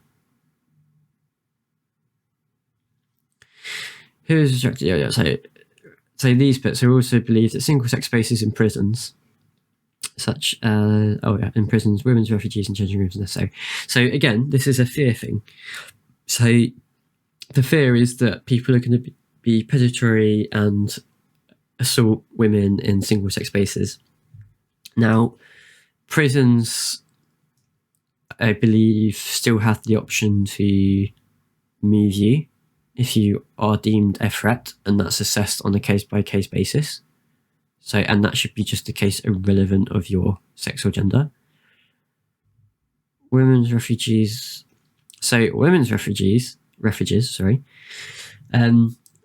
they actually, I believe they came out during the consultation to say that they are perfectly, they are behind the Gender Recognition Act reforms, because their current process of, checking whether someone is suitable to be admitted into their refuge is extensive, and they don't think that someone pretending, if that, in terms of someone doing it for nefarious reasons, which is often what's quoted as Sonia earlier, would make it through any easier than before the Gender Recognition Act reforms. So they feel that their process is tight regardless, and that someone with nefarious aims is very unlikely to get in regardless. So that is contested by the very organisations themselves. So again, fear-mongering. I mean, how far do you go with that then? Like, again, I am not saying this, but does that mean then, we shouldn't be putting lesbians in a women's refuge, Jesus, words, in a women's refuge? No, you just take it on a case-by-case basis. Like, it's again, it comes down to treating people as individuals and not lumping everyone in a box. and changing rooms are necessary. So again, that's fear-mongering because that's implying that there's a safety aspect there with, again, predatory people who are either pretending or not, but are doing it so that they can get some benefit in terms of harming women, be that just by looking at them inappropriately or physical violence. Again, no evidence for that. Zero evidence. And this comes from a charity. Great, isn't it? Fantastic. Good old place, the UK at the moment. Although the US isn't doing exactly better. That was quite a diversion. I apologise. Because we were actually looking through this. So if we go back to, if you remember, quite a while ago, we were going through the results of the Gender Recognition Act consultation, and that you might be forgiven for thinking that actually most people disagreed with any reform because the government, the only two things they have done, one, they've actually implemented yesterday, which is reducing the fee, and the second thing is moving the process online. And so given that that is actually zero reform of the actual process, again, you'd be forgiven for thinking that people were actually against any reform. But as we've gone through these points, you can see these are pretty high percentages in favour of reform. So number 12, a majority of respondents, 84.9%, disagreed with the spousal consent requirement in the GRA. The main reason for disagreeing with the spousal consent requirement was the opinion that the requirement does not respect the autonomy of the GRC applicant. Those who agreed with the requirement emphasised that a marriage is a contract between two people, and the wishes of one should not be prioritised over those of the other. Some stressed the importance of the option of annulment of a marriage, accommodating religious beliefs that were not favourable to either divorce or same-sex marriage. Yeah, that's an interesting one. So you're not for divorce, but then you're not letting them change gender. So at the moment, with the current GRA, you have to get spousal consent to get a gender recognition certificate. Now, I disagree with this, principally because I don't believe anyone else should have any say over what your identity is. The only caveat, I do understand the hesitancy based on that marriage is a contract between two people, and that it's changing that relationship. However, if they're at the point of applying for a GRC, I would have thought that, that they've already talked about it. Now, either this will go two ways. One, they're really supportive, not a problem. Two, no, doesn't work for them. That then becomes a massive issue because that's a blocker for someone getting recognised legally. And if that's dragged out, these things can take time, or they, as this alludes to, not favourable to same-sex marriage or divorce. Well, what happens? And that's potentially someone being forced into their existing gender in terms of legally. It's not their actual gender. As I said earlier, they've always been the gender that they are. That someone potentially has that power over you to stop you from getting legal recognition. And for me, that overrides that, yes, you're in a relationship, but equally you could argue that in a relationship, in a marriage, you've agreed to support each other. And I guess the counter argument is that's a major change of the original agreement, but that makes marriage very cold in my view. 58.5% of respondents were in favour of removing the £140 fee from the process of applying legal gender recognition. The majority, 64.7% of those thought against removing the fee, also stated that the fee should not be reduced, with many suggesting that the fee was not disproportionate in comparison to costs for other legal processes. So, again, yes, you could argue that, but you have to take this in the context of all the other amount that you spend, be that speech therapy, laser hair removal, prescriptions, travel to and from, change of clothes. There's tons of things. So getting your passport changed, getting your license, your driving license changed, get your insurance, car insurance, home insurance, mortgage. These things add up. Like they are not cheap. Yeah. So yes, you could argue that is okay for a one-off, but it's not a one-off, and also it's still a lot of money. Like that's £140. That's a lot of food. However, many of those in favour of removing or reducing the fee felt strongly that it, and many other costs involved in obtaining legal gender recognition, was a barrier for many in applying. Agreed, 100%. Because obviously, it's not just the cost in transitioning, it's, as I said earlier, the other costs associated with trying to get legal gender recognition. So, as I said, getting all your papers changed, getting holds of your birth certificate, because you have to have that, which costs money, getting a proper report produced for gender diagnosis, gender dysphoria. I think we got to nearly 3/4 of respondents. Oh, also, I was just going to say, notice that this is 58.5% were in favour of removing. So that's lower than all of these so far. Okay, only just by that, but lower than all of these so far. And in fact, it is the lowest one. And yet, that's the only one they did, and they didn't even do that. They just reduced the fee. Now, granted, to £5, which is massive improvement, but it's a tiny, tiny thing. And of what people were in favour for, it's the one that people were actually sort of least in favour for. So, how does that work out? I mean, I'll let you make your own decisions on that. Nearly 3/4 of respondents said that they did not think the privacy and disclosure of information provisions in Section 22 of the GRA were adequate. There was a strongly voiced opinion that the provisions were adequate but needed updating, including extending the 6-month time limit on data breaches. On the other hand, there were also strong concerns about protecting wider society, with many respondents against any increase of privacy rights for GRC holders. So, I do not know enough about this Section 22, so I am not going to make any comments on that.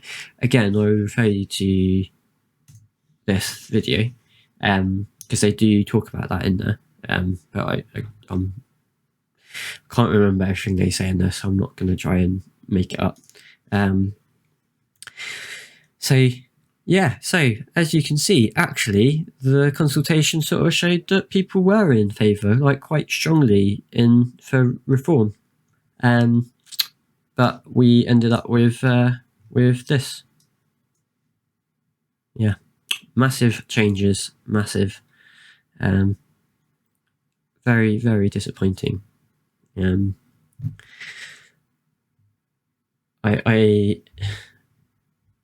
I don't know what the next step is, and this is what's sort of depressing, because there was almost like a glimmer of hope for trans people in the UK leading up to this, that maybe it's going to be so much easier. And I think also, for me personally, it's not just about the GRA, because for me it's also about acceptance as a whole in society. Because often stuff like this is a reflection on society's acceptance of a certain minority. And if a group isn't fully recognised and protected in law, that is a reflection. And for me, it was like, yes, it's that big step that people really are behind trans rights and really are actually, there's so much progress that's been made over the last few decades. And the really frustrating thing is that this actually sort of shows that. Yet the government completely ignored it and just went with this. And what's even scarier, and I will admit that it's a leak. It was a leak, just to clarify. But there was a leak in, I think it was around the time that J.K. Rowling was tweeting in 2020. So about this time last year. There's a leak about what the decision on the consultation, what they were going to do on it, and they delayed and delayed and delayed and delayed, because it had been delayed from the last year as well. And the leak was that they were scrapping any reform. They were going to introduce a ban on conversion therapy to, quote, placate the community. And then they were going to look into protecting single-sex spaces. Now, as you can imagine, as a trans person, that's pretty terrifying. That is terrifying. So they're completely scrapping all of the promised stuff for reform. Well, promised based off the back of a consultation, and dependent on. But as we know, that consultation was in favour. And then even further, they were looking at single-sex spaces, which obviously it's a leak, so there's less info to go on, but it's still information which no one has actually said is incorrect. That's scary. So what, they're going to look into how to prevent me from being able to go into women's toilets? Like, what does that mean? And that wasn't a nice time for trans people. And so, but it just felt like perhaps there was hope. Maybe that won't be the case. Maybe, this really will pay off, all of this attention, negative attention as well. There has been some positive, but all this negative attention, maybe it will pay off, and maybe the public are behind, trans people and are supportive. And like, it's unbelievable that actually, the public are, but the government just ignored it and used the classic to keep the proper checks and balances in place. What does that even mean? What checks? Like, why? For what reasons? And there's no answer to it. There's never an answer. Never an answer. And they still haven't banned conversion therapy. So conversion therapy is still legal in the UK. So they haven't even delivered on that either. And it's, what is next? And the LGBT, I've forgotten what it's called, like advisory council for the government, or in the government, disbanded. So I think 3 members resigned a couple of months ago. Before that, I think their tenure was, all of them were due up at the end of March. But there was nothing to say that wasn't just going to carry on with new people. But 3 resigned because of how they were just ignored, and there was very few meetings with them. And then they were all sort of just, that's it ended. And then they'd announced they weren't going to carry on, and that's it. So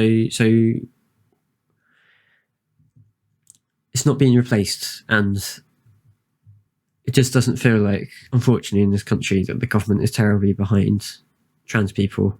And the statement, even at the time, came out something like, we're all for protecting people's sex, ethnicity, and religion, something like that, but didn't mention gender. And maybe that was just a slip. But I'll have to find the article. But that just sort of felt like I picked up on that, and maybe it's over reading, but it does get you, because you just wonder what's next. But not to fearmonger, because at the end of the day, there are lots of really good things in the UK. It's just, it feels like we've stalled a little bit, and it's quite clear that actually the country is for these changes, but the government is the one blocking it. And don't get me wrong, like, there are obviously some very complicated things to work out with non-binary identities in law. Law is incredibly complicated, but that doesn't mean that it shouldn't push ahead with it. That's the frustration. So, yeah. Right, well, I think I have rambled for long enough. I don't know if anyone's been watching. Obviously, Twitch Master, thank you very much for following. I don't know why that didn't come up on my stream, actually, or maybe it did and I missed it. I apologise if it did. But I'll have to have a look into that. But I hope you enjoyed and were able to half follow some of my ramblings. But please, if you can, down below are the free charities, as I said earlier. So Mermaids, Gendered Intelligence, and the LGBT Foundation. Please, if you have any money to spare, please donate to them. It would be very much appreciated. They do some great work. And if you can't, if you don't have any money, don't worry. Just if you can, please just like spread my channel around, or just talk to people about these issues and sort of fight the misinformation is what my motto is. Fight that misinformation, because there's too much of it, and no one's perfect. Like, I am guaranteed at some point to say, I mean, I could have done it within this stream, to say something that is controversial, is incorrect, is X, Y, Z. But if someone points out to me, I will do my utmost to admit that. And if, as I said, no one's perfect, and sometimes if someone's like, no, I'm sure I'm right on that, everyone has moments like that. But I will always come back and go, actually, I looked into that, and no, that I was wrong. That's not correct. I apologize. Because I think it's just so important, just to, I think you learn it growing up.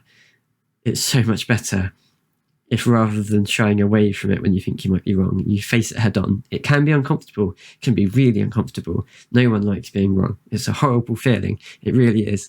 But you learn so much more about yourself, and you just find you're able to interact with others more easily as well, if you're just more honest and open. And this is why I really want to get people talking. I want to chat to anyone who's got any questions, particularly in the UK, but from anywhere in the world. If anyone has questions around trans, and especially like if you've got questions around my journey, say, as I said, I came out to technically the world at the start of 2020. I told my family halfway through 2019. I just turned 30 last month, so I was Jesus, maths, 28 at the time, and it was scary then, I'm not gonna lie, and coming out at work and all that, and what I've got planned and my treatment, and I'll be very happy to answer any questions that anyone might have. But most importantly, I am doing this to try and raise money for the charities below, and I think it's such a potential sort of support stream for charities online. It could be massive. Like, I know places already, and I use Streamlabs to stream, and they, like, the start of last year, I hadn't realised, but they set up the Streamlab charities, so that's how they're doing it. So the money goes to the charity, it doesn't go to me. I think the only fee is the PayPal fee. So that, because when I was thinking about how to do it, I was worried that, because understandably people might be concerned, oh well, if I give you the money, how do I know you're actually giving it to charity? So there's no worry there. It goes to the charities, it doesn't go to me. I have put a tip box on there, but even in that, I've said, hey, please give it to charity if you can, but if you particularly want to support the stream and give me, don't like coffee, so it will have to be a hot chocolate, I'm afraid. I'm one of those apparent weirdos. I'm constantly told I'm British and I don't drink tea or coffee, but hey, you gotta break the mold, right? That's what we're going for. So yeah, it's been good, and I hope you enjoyed the stream, and I will see you next time.